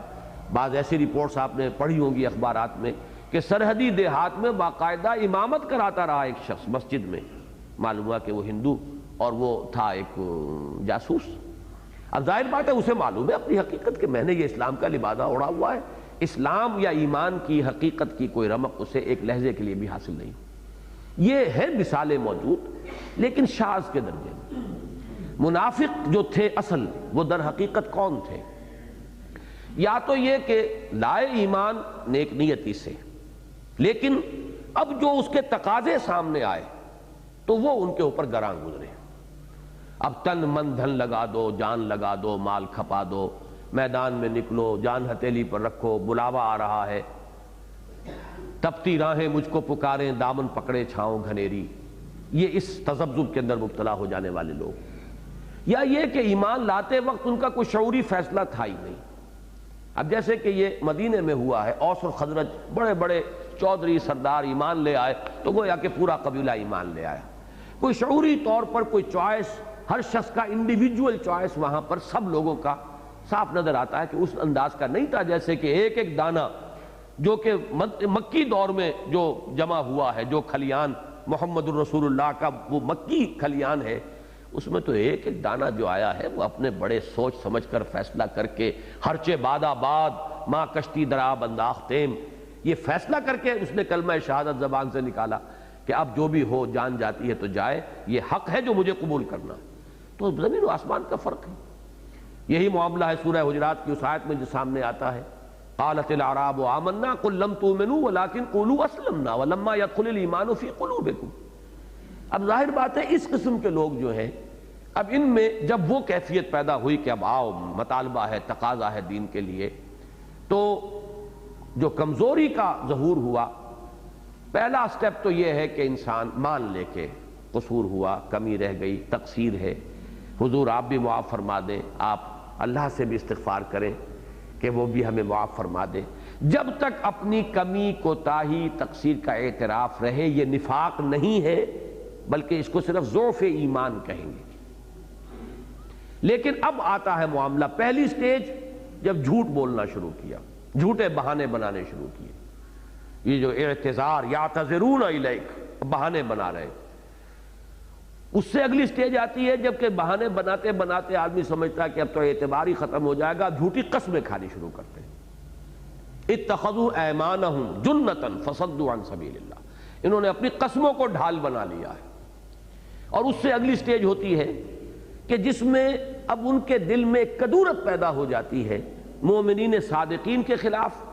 اور ان کے جو بھی رہنما ہیں، ان کے لیڈر ہیں، اور جو اس وقت محمد الرسول اللہ صلی اللہ علیہ وسلم تھے، کہ انہوں نے ہمیں اس مشکل میں مبتلا کر دیا۔ یہ بھی ایک بڑی نفسیاتی سی حقیقت ہے، آسانی سے سمجھ میں آ جاتی ہے کہ اگر کسی وقت کوئی کال آئی، کوئی پکار آئی، کچھ لوگ اٹھ کر لپک گئے فرض کی پکار پر، واپس نہیں پھیرا کوئی فرمان جنوں کا، تنہا نہیں لوٹی کبھی آواز جرس کی، اور کچھ بیٹھے رہ گئے۔ تو جو بیٹھے رہ گئے وہ نمایاں ہوئے انہی کی وجہ سے کہ جو روانہ ہو گئے۔ سب بیٹھے رہتے تو وہ یکساں ہو جاتے، بات ایک جیسی رہتی، جس کی مثال میرے سامنے آ رہی ہے کہ صلح حدیبیہ کے وقت حضور نے فرمایا کہ اٹھو، اب احرام کھول دو، قربانیاں یہیں کر دو، ایک بھی نہیں اٹھا، تو ظاہر بات ہے کہ کوئی امتیاز نہیں ہوا۔ لیکن کچھ اٹھ جاتے اور کچھ بیٹھے رہتے، اب امتیاز ہو جاتا۔ تو یہ جو امتیاز ہو جاتا تھا کہ مومنین صادقین تو جیسے ہی پکار آئی حاضر لبیک، اور کچھ لوگ بیٹھے رہ گئے، انہیں غصہ آتا تھا کہ ان کی مت ماری گئی ہے، ان کا دماغ خراب ہو گیا ہے، انہیں کوئی اپنے نفع نقصان کا کوئی احساس نہیں رہا، یہ تو بالکل بے وقوف لوگ ہو گئے، فینیٹکس ہو گئے، دیوانے ہو گئے۔ اسی لیے لفظ صفحاء وہ استعمال کرتے تھے، اذا قیل لهم آمنوا كما آمن الناس قالوا انؤمن كما آمن السفہاء الا انهم هم السفہاء ولكن لا يعلمون۔ ہم ان بے وقوفوں کی طریقے سے تو ایمان نہیں لا سکتے کہ اپنے نفع نقصان کا کوئی خیال ہی نہ رہے۔ آخر سوچ سمجھ کے چلنا چاہیے، دائیں بائیں دیکھ کر چلنا چاہیے، سیفٹی فرسٹ، اپنا تحفظ جو ہے کرتے ہوئے پھر آدمی قدم بڑھائے۔ یہ تو معلوم ہوتا ہے کہ بالکل دیوانے ہو گئے۔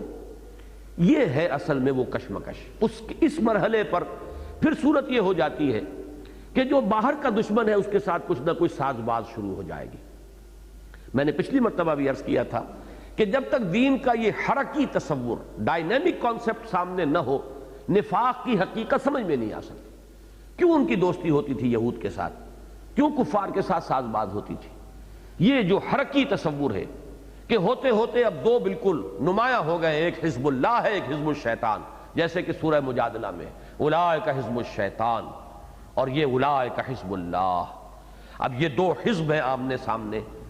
اب جو لوگ تو ہیں کمیٹڈ، ہرچہ باد آباد ماں کشتی درا انداختیں، ان کے لیے تو کوئی مسئلہ نہیں، لیکن جو اس طرح کے متردد ہیں، مترددین، متذبذبین، مذبذبین بین ذالک، لا الہ ہؤلاء ولا ہؤلاء ولا الہ ہؤلاء، ان کے لیے لازم یہ ہو جاتا تھا کہ جس کو آپ انگریزی میں کہتے ہیں not to keep all the eggs in one basket۔ یہ تو وہ آدمی کام کرتا ہے اپنے سارے انڈے ایک ٹوکری میں جسے کوئی خدشہ نہیں کہ میری ٹوکری گر کر ٹوٹ جائے گی، یا اس کو اس کی کمٹمنٹ اتنی ہے کہ ٹوٹ جائے تو ٹوٹ جائے، کوئی پرواہ نہیں، وہ دونوں صورتوں کو برابر سمجھتا ہو۔ قل هل تربصون بنا الا احدى الحسنيين، دونوں صورتیں ہمارے لیے یکساں جو ہے پسندیدہ ہیں، خوش آئند ہیں۔ ہم سب شہید ہو جائیں تب بھی کامیاب، اور ہم اگر کامیاب ہو کر فتح مند ہو کر واپس آ گئے تب تو تم بھی مانو گے کہ ہم کامیاب، لیکن ہمارے لیے تو گھاٹا کوئی ہے ہی نہیں۔ ان کے لیے تو کوئی اس معاملے کے اندر تردد کی ضرورت نہیں، لیکن جن کی بات ہی ہے تحفظ، بچ بچ کر چلنا،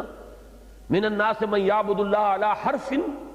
اب وہ تو ظاہر بات ہے کہ یہ چاہیں گے کہ کچھ نہ کچھ دوستیاں وہاں بھی رکھیں، کچھ لائزون ہمارا وہاں بھی رہے۔ ابھی دیکھنا ہے پتہ نہیں کون سا پلڑا اٹھتا ہے، کون سا نیچے بیٹھتا ہے،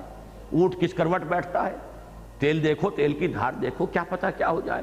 لہٰذا ان کے ساتھ بھی کچھ نہ کچھ اپنا لائزون برقرار رکھو، دوستی ہو، کچھ گڈ ول ہو۔ اگر انہیں فتح ہو جائے تب ہم کہیں گے ہم تمہارے ساتھ تھے، تمہارا ساتھ تعاون کرتے رہے، تمہیں مسلمانوں کی خبریں پہنچاتے رہے، ہم نے تو تمہارے ہر موقع پر مدد کی ہے، لہٰذا ہمیں ان مسلمانوں کے ساتھ شامل نہ سمجھو کہ جن پر تمہیں غلبہ حاصل ہو گیا ہے۔ اور مسلمانوں کو غلبہ حاصل ہو جائے تو بہرحال ہم نے کلمہ شہادت پڑھا ہوا ہے، محمد کے ساتھ ہمیں نمازیں تو پڑھتے ہی ہیں مسجد نبوی میں۔ اب عبداللہ ابن ابی جو ہے وہ تو صف اول میں کھڑے ہو کر نماز پڑھتا تھا، لہٰذا وہ دونوں طرف اپنا معاملہ جو ہے وہ برقرار رکھنا چاہتے تھے۔ یہ ہے اصل میں پس منظر۔ اس پس منظر کو سمجھیے تو اب یہ آیات بہت ہی آسان ہو جائیں گی، آیتیں ساتھ ہیں لیکن انشاءاللہ بڑی آسانی سے ہم انہیں پڑھ لیں۔ ان میں جو ہے فرق تعویل کا ایک ہے، اس کو سمجھ لیں۔ چونکہ یہاں انداز اس طور سے بیان ہو رہا ہے کہ جیسے یہ کہ مستقبل کے لیے کوئی بات کہی جا رہی ہے، لہذا بعض لوگوں نے یہ سمجھا ہے کہ غزوہ بنی نذیر کا تذکرہ تو ختم ہو چکا، اموال فے کے احکام جہاں ختم ہوئے وہاں غزوہ بنی نذیر کا ذکر ختم ہو چکا، اب یہ بنو قریظہ کے ساتھ ساز باز شروع ہوئی ہے منافقین کی، عبداللہ ابن ابی کی۔ انہیں بنو قریظہ کو بھی اب تیسرا قبیلہ وہی رہ گیا تھا، میں نے پہلے دن آپ کے سامنے بیان کر دیا تھا، 3 قبیلے تھے۔ بنو قینقاع ان کا معاملہ پہلے چکا غزوہ بدر کے متصلاً بعد، دوسرے یہ بنو النذیر، ان کا غزوہ احد کے بعد معاملہ ہوا جو کہ ہم اس وقت پڑھ رہے ہیں، اور تیسرے بنو قریظہ جن کا معاملہ ہوا ہے غزوہ بنی قریظہ غزوہ احزاب کے متصل اس کے ساتھ۔ تو یہ گویا کہ بعض حضرات کی رائے یہ ہے کہ یہ ذکر اب ہو رہا ہے کہ جب کہ یہ بنو نذیر تو اپنے حشر کو پہنچ چکے، انجام کو پہنچ چکے، اب جو منافقین تھے مدینے کے اندر، جو جن کا سردار عبداللہ ابن ابی تھا، اب اس نے ساز باز شروع کی بنو قریظہ کے ساتھ۔ تو گویا کہ یہ تمہیداً غزوہ بنی قریظہ کا ذکر ہے جو ہو رہا ہے اس مقام پر ان حضرات کے نزدیک، اس لیے کہ یہاں پہ صیغے مستقبل کے آ رہے ہیں۔ ایک رائے یہ ہے، لیکن دوسری رائے جس پر میرا زیادہ اطمینان ہے اور اسی پر زیادہ مفسرین کا بھی ہے، حافظ ابن کثیر نے بھی وہی نقطہ نظر لیا ہے، وہ یہ ہے کہ اصل میں ذکر ہے یہ غزوہ بنو النذیر ہی کا۔ فرق صرف یہ ہے کہ یہ آیات جو اب ہم پڑھ رہے ہیں یہ پہلے نازل ہوئی ہیں، اور جو آیات ہم پڑھ چکے ہیں 10 آیتیں پہلے رکوع کی، یہ بعد میں نازل ہوئی۔ لیکن یہ ترتیب قرآن مجید میں آپ کو دوسری جگہ بھی ملے گی، چنانچہ سورہ توبہ میں بھی ایسا ہے کہ 6 آیتیں شروع کی جو ہیں براۃ من اللہ ورسولہ، یہاں سے لے کر 6 آیتیں یہ بعد میں نازل ہوئی ہیں، اور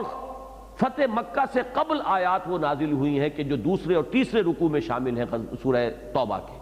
لیکن ترتیب جو ہے زمانی نہیں رکھی گئی وہاں پر، بلکہ یہ اسلوب ہے اکثر جگہوں پر ہمیں نظر آتا ہے کہ اہم مضمون کو پہلے لے آیا جاتا ہے۔ اور اس کے بعد جو ہے دوسرے مضمون کو لے آیا جاتا ہے۔ تو ترتیب زمانی نہیں رکھی جاتی، ترتیب اہمیت کے اعتبار سے رکھی جاتی ہے۔ تو یہ رائے ہے جس کے مطابق میں اس وقت ترجمہ بھی کروں گا اور اس کی تشریح بھی بیان کروں گا، اور وہ یہ ہے کہ یہ 7 آیات اس وقت نازل ہوئیں جبکہ حضور نے ابھی صرف الٹیمیٹم دیا تھا۔ بنو النضیر کو الٹیمیٹم دے دیا گیا کہ تم نے اس معاہدے کو توڑ ڈالا ہے جو تم نے مجھ سے کیا تھا جبکہ میں مدینے آیا تھا، جو معاہدہ ہوا تھا میثاق مدینہ، تم نے یہ کام کیے، وہ معاہدہ ختم ہو چکا ہے، اب تم یہاں سے فوراً نکل جاؤ، عافیت اس میں ہے۔ جب نوٹس دے دیا گیا پہلے انہوں نے یہی کہا کہ ٹھیک ہے جی ہم چلے جاتے ہیں، اب وہ اپنے سامان ومان سمیٹنے لگے۔ ادھر جو منافقین تھے انہیں اب اندیشہ ہوا کہ ہمارا ایک سہارا باہر تھا، تو اس کو اب اگر یہ یہاں سے چلے جاتے ہیں تو یہ ہماری جو حیثیت ہے مسلمانوں کے اندر کمزور ہو جائے گی، لہٰذا انہوں نے ساتھ بات شروع کی کہ نہیں مت نکلو۔ چنانچہ روایات میں ملتا ہے کہ اس نے عبداللہ ابن ابی نے پیغام بھیجا، میرے پاس 2000 آدمی ہیں، میں ان کی مدد کے ساتھ تمہارے پاس آؤں گا، ان کو مدد کے لیے تمہاری، اور بالکل تم نہ نکلو، اگر تم پر چڑھائی ہوئی تو ہم تمہارا ساتھ دیں گے، اور اگر تمہیں نکلنا ہی پڑا تو ہم بھی تمہارے ساتھ نکل جائیں گے مدینے سے، لہذا ڈٹے رہو اپنی جگہ پر، اور یہ جو دھمکی ہے محمد کی صلی اللہ علیہ وسلم اس سے زیادہ مرعوب نہ ہو۔ چنانچہ پھر وہ ڈٹ گئے، انہوں نے یہ بھی کہلوایا کہ بنو قریظہ بھی ہیں، وہ بھی مدد کریں گے، اور میرے تو بڑے تعلقات ہیں بنو غطفان کے ساتھ بھی ہیں جو قبائل نجد کی طرف آباد تھے مدینے کے مشرقی جانب، میں ان کو بھی بلوا لوں گا، لہذا اس میں تمہیں ڈرنے کی ضرورت نہیں ہے، جمے رہو، ڈٹے رہو، مقابلہ کرو۔ اس سہارے پر وہ ڈٹ گئے۔ پھر حضور نے محاصرہ کیا، اور محاصرے کے وقت پھر ان منافقین کی ہمت نہیں ہوئی کہ وہ آ سکے میدان میں، اس لیے کہ اصل شے تو ان کا تحفظ تھا، بزدلی تو تھی اصل بیماری، اگر یہ نہ ہوتی تو وہ ایمان سیدھا ایمان جو ہے، جو اتنی بڑی یعنی سنہری جو انہیں موقع ملا تھا ایمان کا اور صحبت نبوی سے فیضیاب ہونے کا، اگر وہ بزدلی نہ ہوتی، اور جس کو مال اور دولت اور جان اور یہ چیزیں دنیا کی جو ہے اگر زیادہ محبوب نہ ہوتی تو وہ کاہے کو ایمان کا راستہ چھوڑتے، تو سارا چھوڑا تو اس لیے، لہذا جب بھی وقت آیا ہے تو پھر وہ اس وقت طرح دے گئے، پھر مقابلے میں نہیں آئے، سامنے نہیں آئے۔ تو یہاں در حقیقت منافقین مدینہ جو زیر سرکردگی تھے عبداللہ ابن ابی کے، اور جو یہود تھے مدینے کے، ان کے درمیان جو گٹھ جوڑ تھا، جس کا ایک بیان بڑی تفصیل سے سورہ مجادلہ میں آ چکا ہے، اسی کا ایک نقشہ ہے جو ان آیات میں آ رہا ہے۔ اب پڑھیے، الم تر الی الذین نافقوا، کیا دیکھا نہیں تم نے یا آپ نے، اس میں اگر حضور کی طرف مخاطب ہو تو ہمیں ادب کے ساتھ کہنا ہوگا آپ نے، ورنہ یہ کہ عام مخاطب، عام قاری، الم تر الی الذین نافقوا، تم نے دیکھا نہیں منافقوں کا معاملہ کہ انہوں نے کیا کیا، کیا ان کا معاملہ ہوا؟ یقولون لاخوانہم، یہ کہہ رہے ہیں اپنے بھائیوں سے، الذین کفروا من اہل الکتاب، جو اہل کتاب میں سے کفر کرنے والے ہیں ان کے بھائی یہ بھی ہو سکتا ہے کہ منافقین میں کچھ لوگ جو ان یہود میں سے ایمان لے آئے تھے وہ یہاں پر ان کی طرف اشارہ ہو رہا ہو کہ اس کی وجہ سے ان کو بھائی کہا گیا ہے، اور دوسرا یہ بھی کہ جیسا کہ میں نے عرض کیا ان کے درمیان بڑے حلیفانہ تعلقات تھے، دوستانہ تعلقات تھے، اس اعتبار سے بھی وہ معنوی طور پر ان کے بھائی، اور جس طرح ایمان میں وہ ناکام رہ گئے، انہوں نے ایمان قبول ہی نہیں کیا یہود نے، اسی طرح ایمان میں یہ ناکام ہو گئے کہ قبول کرنے کے باوجود ایسے ہی رہے جیسے کہ ان کے ہاتھ پلے کچھ نہیں پڑا۔ یقولون لاخوانہم الذین کفروا من اہل الکتاب، وہ کہتے ہیں اپنے ان بھائیوں سے اہل کتاب میں سے جنہوں نے کفر کی روش اختیار کی، لئن اخرجتم لنخرجن معکم، اگر تم نکال دیے گئے تو ہم بھی تمہارے ساتھ نکلیں گے، ولا نطیع فیکم احدا ابدا، اور ہم ہرگز کبھی بھی تمہارے بارے میں کسی کی اطاعت نہیں کریں گے۔ اب یہاں پر احدن کا لفظ جو آ رہا ہے کس کے لیے آ رہا ہے؟ محمد الرسول اللہ صلی اللہ علیہ وسلم کے لیے، اور اس میں ایک گویا کہ توہین کا پہلو ہے، تنکیر جو ہے وہ تفخیم کے لیے بھی آتی ہے، توہین کے لیے بھی آتی ہے۔ اب ہم کسی کی پرواہ نہیں کریں گے، اب یہ کسی کی پرواہ نہ کریں گے، اگرچہ نام نہیں لیا گیا لیکن در حقیقت یہ براہ راست حملہ ہے اور توہین ہے محمد الرسول اللہ صلی اللہ علیہ وسلم کی،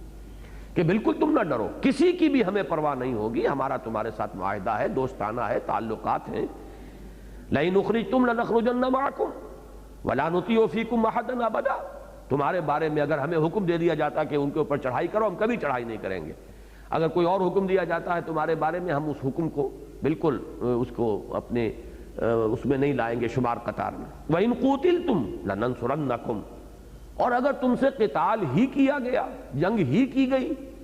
تو ہم تمہاری لازماً مدد کریں گے۔ یہ کہنے کی ضرورت نہیں ہے کہ یہ فعل مضارع پر لام مفتوح شروع میں جب داخل ہوتا ہے اور پھر نون مشدد ہو کر جو آتا ہے،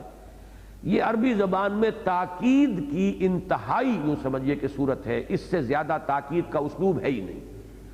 لَنَخْرُجَنَّ مَعَكُمْ، ہم لازماً نکلیں گے تمہارے ساتھ، کوئی شک و شبہ ہی نہ اپنے دل میں آنے دو۔ وَإِن قُوتِلْتُمْ لَنَنصُرَنَّكُمْ، اور لازماً تمہاری مدد کریں گے۔ وَاللَّهُ يَشْهَدُ إِنَّهُمْ لَكَاذِبُونَ۔ اب نوٹ کیجئے گا، کذب جو ہے ان کی سب سے بڑی علامت قرار دی گئی، اور میں نے جیسا کبھی وضاحت کی تھی، نقطۂ آغاز ہی کذب ہے۔ چنانچہ سورہ منافقون میں بھی یہ اسی ترتیب سے چیزیں آئیں گی۔ وَاللَّهُ يَشْهَدُ إِنَّ الْمُنَافِقِينَ لَكَاذِبُونَ، پہلی آیت یہ ہے۔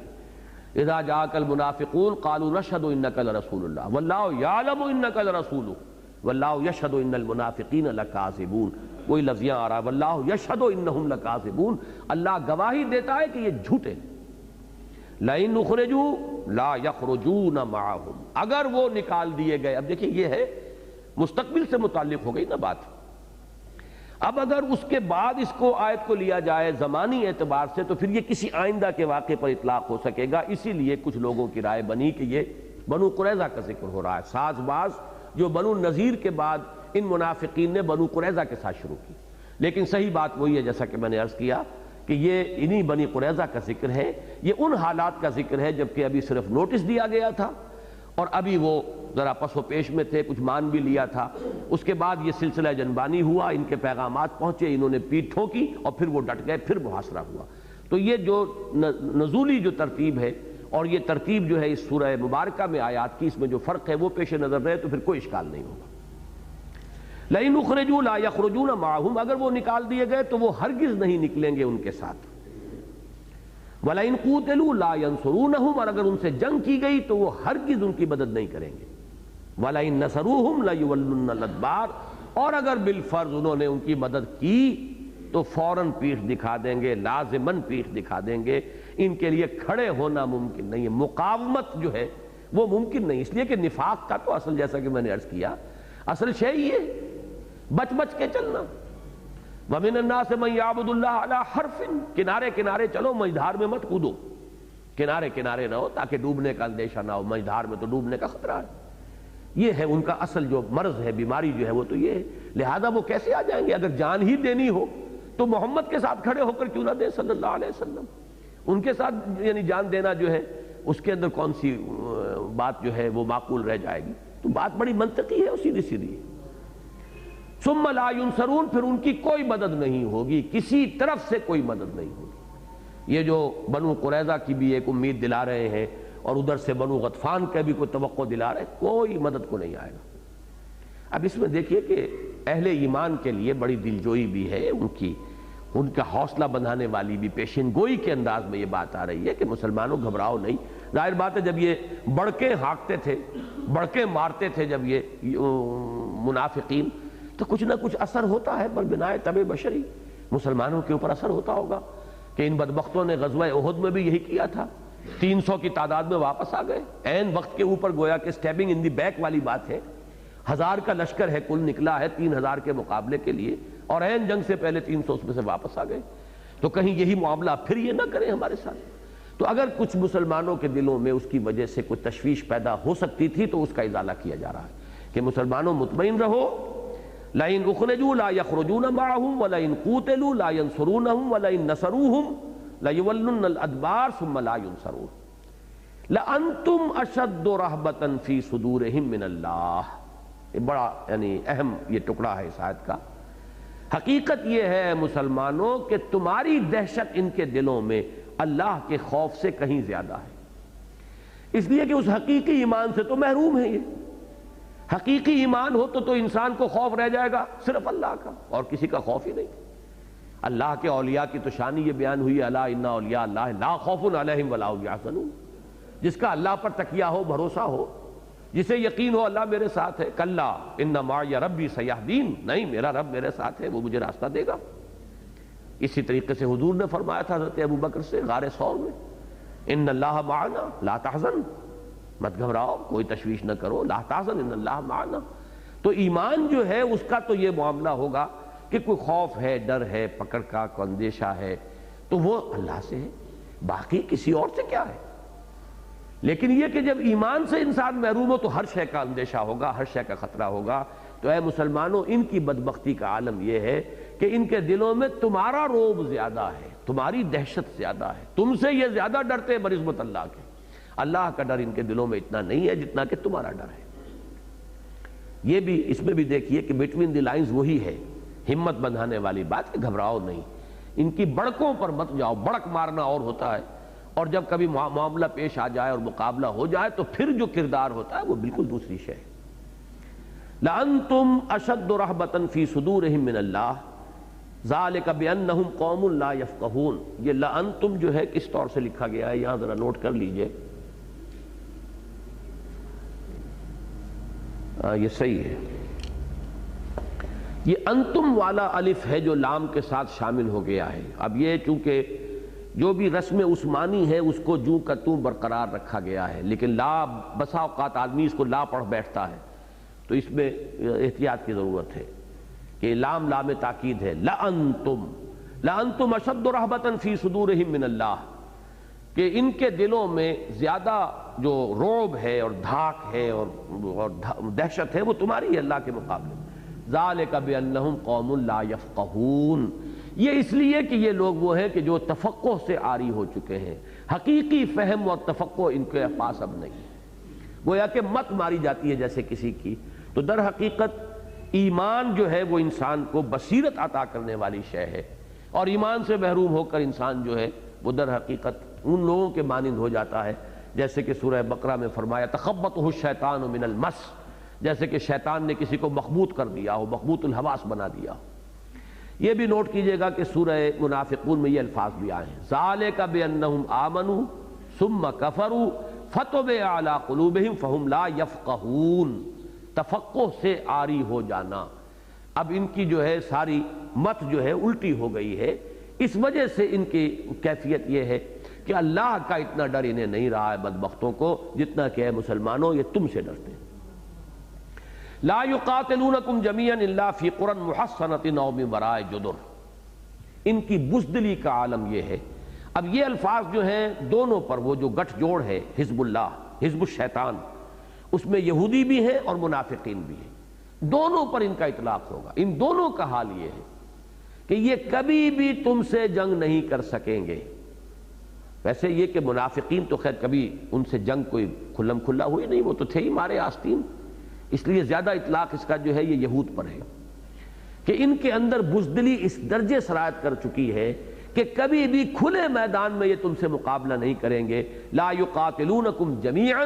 الا فی قری محصنۃ او من وراء جدر، یہ کبھی جنگ نہیں کریں گے تمہارے ساتھ جمع ہو کر، یعنی ایک فارمیشن کے ساتھ کھلے میدان میں آتے ہیں تو پھر پرے بنتے ہیں، صفیں بنتی ہیں، میمنہ میسرہ قلب معین ہوتا ہے، ایک جتھا ہے، ایک جمعیت ہے، ڈسپلن ہے۔ جمعین کے لفظ کو نوٹ کیجئے اس لیے کہ اس کا تعلق ہے اگلی آیت سے، اگلے الفاظ سے، کہ ان کا اپنے اندر دل پھٹے ہوئے ان کے، یہ تمہاری دشمنی میں تو متحد ہیں لیکن خلوص اور اخلاص اگر اللہ کے ساتھ انہیں نہیں، اللہ کے رسول کے ساتھ نہیں، تو باہم کیسے خلوص و اخلاص ہو جائے گا؟ یہ تو انسان کا کردار جو ہے وہ تو ایک ہی یکساں کردار جو ہے انسان کے اندر سرایت کرتا ہے، پورے وجود کے اندر، پوری شخصیت کے اندر۔ خلوص ہوگا تو اللہ سے بھی ہوگا اور انسانوں سے بھی ہوگا، اگر خلوص نہیں ہے تو اللہ سے نہیں ہوگا تو انسانوں سے کیا ہو جائے گا؟ جیسے وہ پیاری حدیث مجھے یاد آئی کہ من لم یشکر الناس لا یشکر اللہ، جو انسانوں کا شکریہ ادا نہیں کرتا وہ کبھی اللہ کا بھی شکر ادا نہیں کرے گا۔ کسی کی فطرت اگر سلیم ہے اور احسان مندی کا مادہ اس میں ہے، کسی کا احسان ماننا، تو وہ انسانوں میں سے بھی اگر کوئی اس کے ساتھ کبھی بھلائی کرے گا تو اس کا احسان مانے گا، اور پھر وہ اللہ کا بھی احسان مانے گا، جو اصل محسن حقیقی ہے اس کا بھی احسان مانے گا۔ لیکن جو انسانوں کا کسی نے اس کے ساتھ کوئی بھلائی کی، اور یہ اتنا بے حس ہے کہ اسے احساس ہی نہیں ہوا کہ کسی نے میرے ساتھ کوئی بھلائی کی ہے، تو یہ اللہ کے احسانات کا کہاں اسے ادراک اور شعور ہو جائے گا؟ وہ تو بہت خفی ہیں، لطیف ہیں، اس کے لیے تو بڑے شعور کی ضرورت ہے، بڑے فہم کی ضرورت ہے۔ وہ تو بالغیب والا معاملہ ہے، جو سامنے موجود ہو اور آپ کے ساتھ کوئی بھلائی اور نیکی کر رہا ہو، اس کے لیے جذبہ تشکر پیدا نہیں ہوا، تو وہ جو غیب کا معاملہ اس کے لیے تشکر کہاں سے آ جائے گا؟ تو بالکل وہی بات یہ ہے کہ یہ جب آپس میں کیسے مخلص ہوں گے، اور مخلص نہ ہو تو جمعیت کیسے بنے؟ جمعیت اور جماعت تو بنتی ہے اخلاص باہمی کے ساتھ،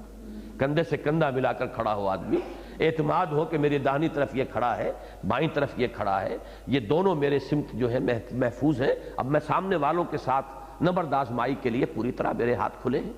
لیکن اگر یہ اندیشہ ہو یہ کہیں دغا نہ دے جائے، اس کا اندیشہ ہو یہ کہیں عین وقت پر جو ہے بھاگ نہ جائے، تو وہ دل جمعی کہاں سے کیسے آئے گی؟ نہ ظاہر میں جمعیت وجود میں آئے گی، نہ اندر دل جمعی ہوگی۔ تو یہ جمعین کا لفظ یہاں بہت اہم ہے۔ لا یقاتلونکم جميعا، یہ کبھی بھی جمع ہو کر ایک فارمیشن کے ساتھ، ایک لشکر اور فوج کی شکل میں، اے مسلمانوں تم سے کبھی جنگ نہیں کر سکیں گے، الا فی قری محصنۃ، ان کی جنگ اگر ہوگی تو بڑی ہی یعنی ایسی بستیوں کے اندر قلعہ بند ہو کر، جن کا پورا ہے جو ہے وہ انتظام کر لیا گیا ہو، ان کی فصیلیں بنا لی گئی ہوں، حصن کہتے ہیں فصیل کو اور کسی قلعے کو، تو پوری طرح قلعہ بند ہو کر اپنی حفاظت، وہی پھر میں کہوں گا سیفٹی فرسٹ۔ وہ جو اقبال نے کہا ہے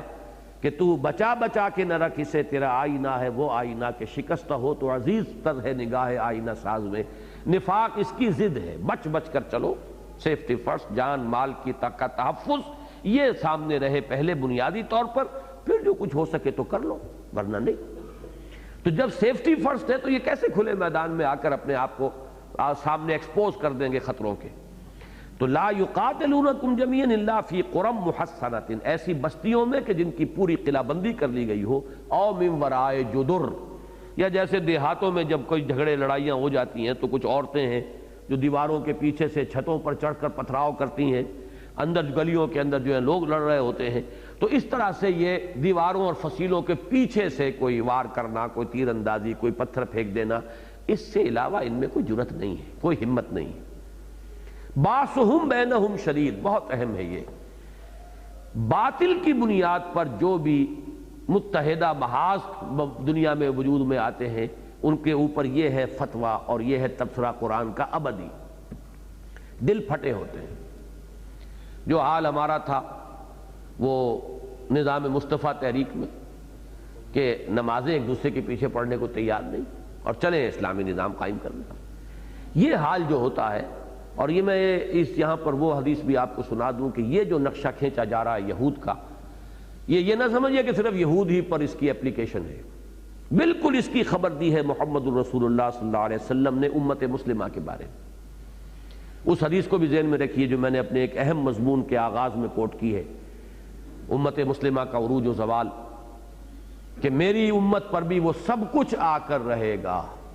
لَيَأْتِيَنَّ عَلَىٰ أُمَّتِي كَمَا أَتَىٰ عَلَىٰ بَنِي إِسْرَائِيلَ حَسْبَ النَّعْلِ بِالنَّعْلِ، جیسے ایک جوڑے کی ایک جوتی دوسری جوتی کے مشابہ ہوتی ہے۔ تو حضور نے خبر دی تھی، یوشک ان تداعی علیکم الامم، مسلمانوں مجھے اندیشہ ہے ایک وقت آئے گا کہ دنیا کی قومیں تم پر ایک دوسرے کو دعوت دیں گی کہ یہ لقمہ تر ہے، آؤ تناول فرماؤ، جیسے کہ کوئی دعوت کا اہتمام کرنے والا جب دسترخوان بچھا دیا جاتا ہے تو پھر کہتا ہے آئیے تشریف لائیے تناول فرمائیے، ایسے ہی تم لقمہ تر بن جاؤ گے اقوام عالم کے لیے، اور وہ تمہیں آ کر تناول فرمائیں گے۔ اب اس پر چونک گئے صحابہ کرام، کیا سبب ہو سکتا ہے اس کا؟ ان کے لیے یہ ناقابل قیاس بات تھی، تو ان کا بڑا سوال جو آیا بڑا عجیب تھا، امن قلت نحن یومئذ یا رسول اللہ، حضور کیا اس زمانے میں ہماری تعداد بہت کم رہ جائے گی کہ ہم اس طرح لقمہ تر بن جائیں گے، نرم نوالا بن جائیں گے قوموں کے لیے؟ آپ نے فرمایا نہیں، بل انتم یومئذ کثیر، تمہاری تعداد تو بہت ہوگی اس دن، جیسے آج ہم گنتے ہیں کیلنڈروں میں چھپتا ہے 1 ارب سے اوپر ہماری تعداد ہے اور اتنے ملک ہیں، لیکن دنیا میں وزن کیا ہے؟ حضور کے الفاظ کیا ہیں؟ تمہارا حال کیا ہوگا؟ غصاء کا غصاء السیل، جیسے سیلاب آتا ہے تو اوپر جھاگ ہوتا ہے، ایسے جھاگ بن کر رہ جاؤ گے، تمہارا وزن کوئی نہیں ہوگا دنیا۔ کوئی عزت نہیں، کوئی وقار نہیں، کوئی حیثیت نہیں، گنتی لے کر چاٹتے رہو کہ ہم اتنے ہو گئے، 1 ارب ہو گئے اور فلاں ہو گئے ہیں۔ حیثیت کیا ہے؟ اس پر پھر پوچھا حضور کیوں ہوگا ایسا؟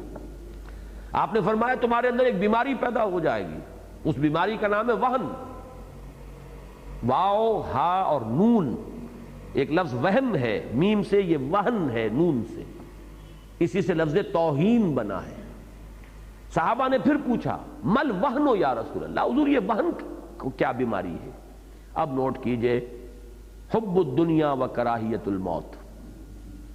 دنیا کی محبت اور موت کا خوف، موت کا فرار، موت سے ڈر۔ جب کسی مسلمان امت کے اندر زوال آتا ہے اور یہ کیفیت پیدا ہو جاتی ہے تو وہ لقمہ تر ہے، پھر اب اس کے اندر کوئی مقاومت، ڈٹنا، کھڑے ہونا ممکن نہیں ہوتا۔ یہی حال ہمارا ہوا اس صدی کے شروع میں، جب وہ سلطنت عثمانیہ کے ٹکڑے ہوئے ہیں، چیتھڑے کر دیے گئے، اور یہ اس کا اور وہ اس کا، اور یہ اٹلی کا اور یہ فرانس کا، اور یہ برطانیہ کے زیر انتداب رہے گا اور یہ اس کو دے دو، ایک ملک کے نہ معلوم کتنے ٹکڑے ہوئے، اور وہ اس طریقے کی تقسیمیں ہوئی ہیں کہ آج تک بھی وہ تقسیمیں چلی آ رہی ہیں، ان کے ختم ہونے کی کوئی صورت نظر نہیں آ رہی۔ لا یقاتلونکم جمیعا الا فی قری محصنۃ او من وراء جدر باسہم بینہم شدید، ان کی تو آپس کی جو دشمنی اور مخاصمت ہے وہی بہت شدید ہے، جمع کیسے ہوں؟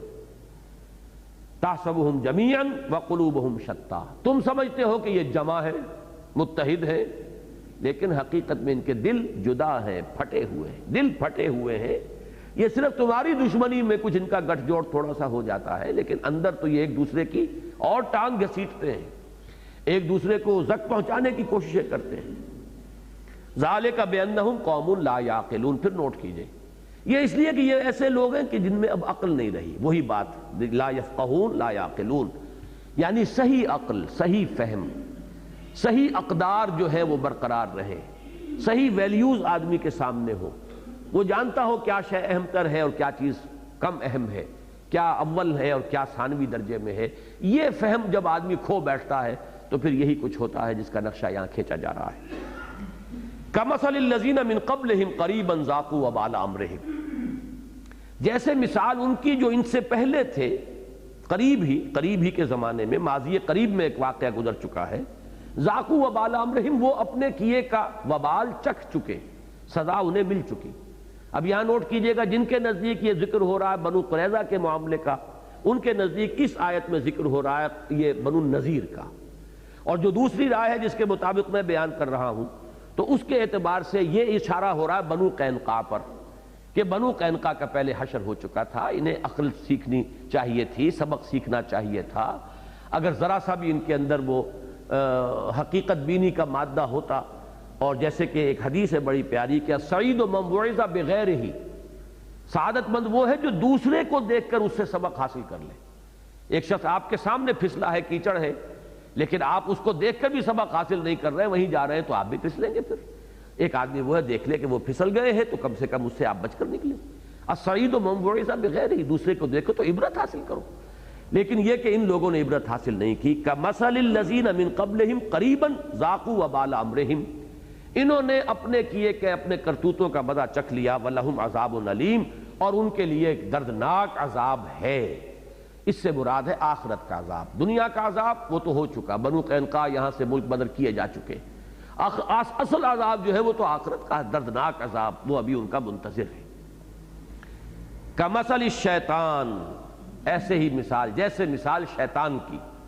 اذ قال للانسان اکفر، جبکہ وہ کہتا ہے انسان سے کفر کرو، پیٹ ٹھونکتا ہے، فلما کفر قال انی بریء منک، اور جب وہ کفر کرتا ہے تو کہتا ہے کہ میں تم سے بالکل بری ہوں، میرا تم سے کوئی تعلق نہیں، انی اخاف اللہ رب العالمین، مجھے تو بڑا خوف ہے اللہ کا جو تمام جہانوں کا پروردگار ہے۔ اب ظاہر بات ہے کہ جہاں تک حقیقت کے منکشف ہونے کا تعلق ہے، وہ تو شیطان لعین پر جتنی ہے وہ سبھی جانتے ہیں کہ وہ ان حقائق سے خوب آشنا ہے، خوب جانتا ہے، کون سی بات اس بدبخت سے چھپی ہوئی ہے، لیکن اس کے باوجود محرومی کیوں ہے؟ وہ حسد، عجب، انا خیر منہ، میں اس سے بہتر ہوں، خلقتنی من نار وخلقتہ من طین، اسے تو نے بنایا غبارے سے، مجھے بنایا تھا آگ سے، میں بہتر ہو کر کیسے جھکوں؟ وہی یہود کے علماء کا کردار تھا یہ تو محمد تو ہے بنو اسماعیل میں سے، امیین میں سے، ہم ہیں جو اولاد ہیں یعقوب کی، اور ہمارے ہاں چلی آ رہی ہے جو نبوت اور رسالت 2000 برس سے، ہم کیسے اس کو مان لیں، اب ان کو نبی مان لیں؟ تو یہ معاملہ شیطان کا اس سے مثال دی جا رہی ہے کہ وہ پیٹھ ٹھوکتا ہے، لیکن جب وہ کوئی شخص جو ہے اس کی لبیک کہتا ہے اس کی پکار پر، تو پھر وہ علیحدہ ہو جاتا ہے۔ انی بریء منک انی اخاف اللہ رب العالمین۔ مجھے اندازہ نہیں ہے کتنے منٹ ہیں تمہارے پاس۔ اس کی ایک عملی مثال ہے جو سورہ انفال میں آئی ہے کہ غزوہ بدر میں فی الواقع یہ صورت ہوئی ہے کہ شیطان لعین نے پیٹھ ٹھونکی ان قریش کی، وہ لشکر جو آیا تھا۔ چنانچہ یہ آیت نمبر 48 ہے، اذ زین لہم الشیطان اعمالہم۔ یاد کرو جبکہ یہ غزوہ بدر کا ذکر ہو رہا ہے، جبکہ شیطان نے ان کے لیے ان کے اعمال کو مزین کر دیا تھا۔ وقال لا غالب لکم اليوم من الناس وانی جار لکم، اور اس نے کہا تھا کہ آج تم پر کوئی غالب نہیں آ سکتا، 1000 کا لشکر لے کر تم نکلے ہوئے قریش، کون تم پر غالب آئے گا؟ اور میں بھی تمہارے ساتھ ہی ہوں، تمہارے ساتھ کھڑا ہوں، پڑوسی ہوں، تمہارا قریبی ہوں۔ فلما ترات الفئتان نکص علی عقبیہ، جب دیکھا کہ اب یہ دونوں لشکر مٹ بھیڑ ہونے والی ہے، آ گئے ہیں آمنے سامنے،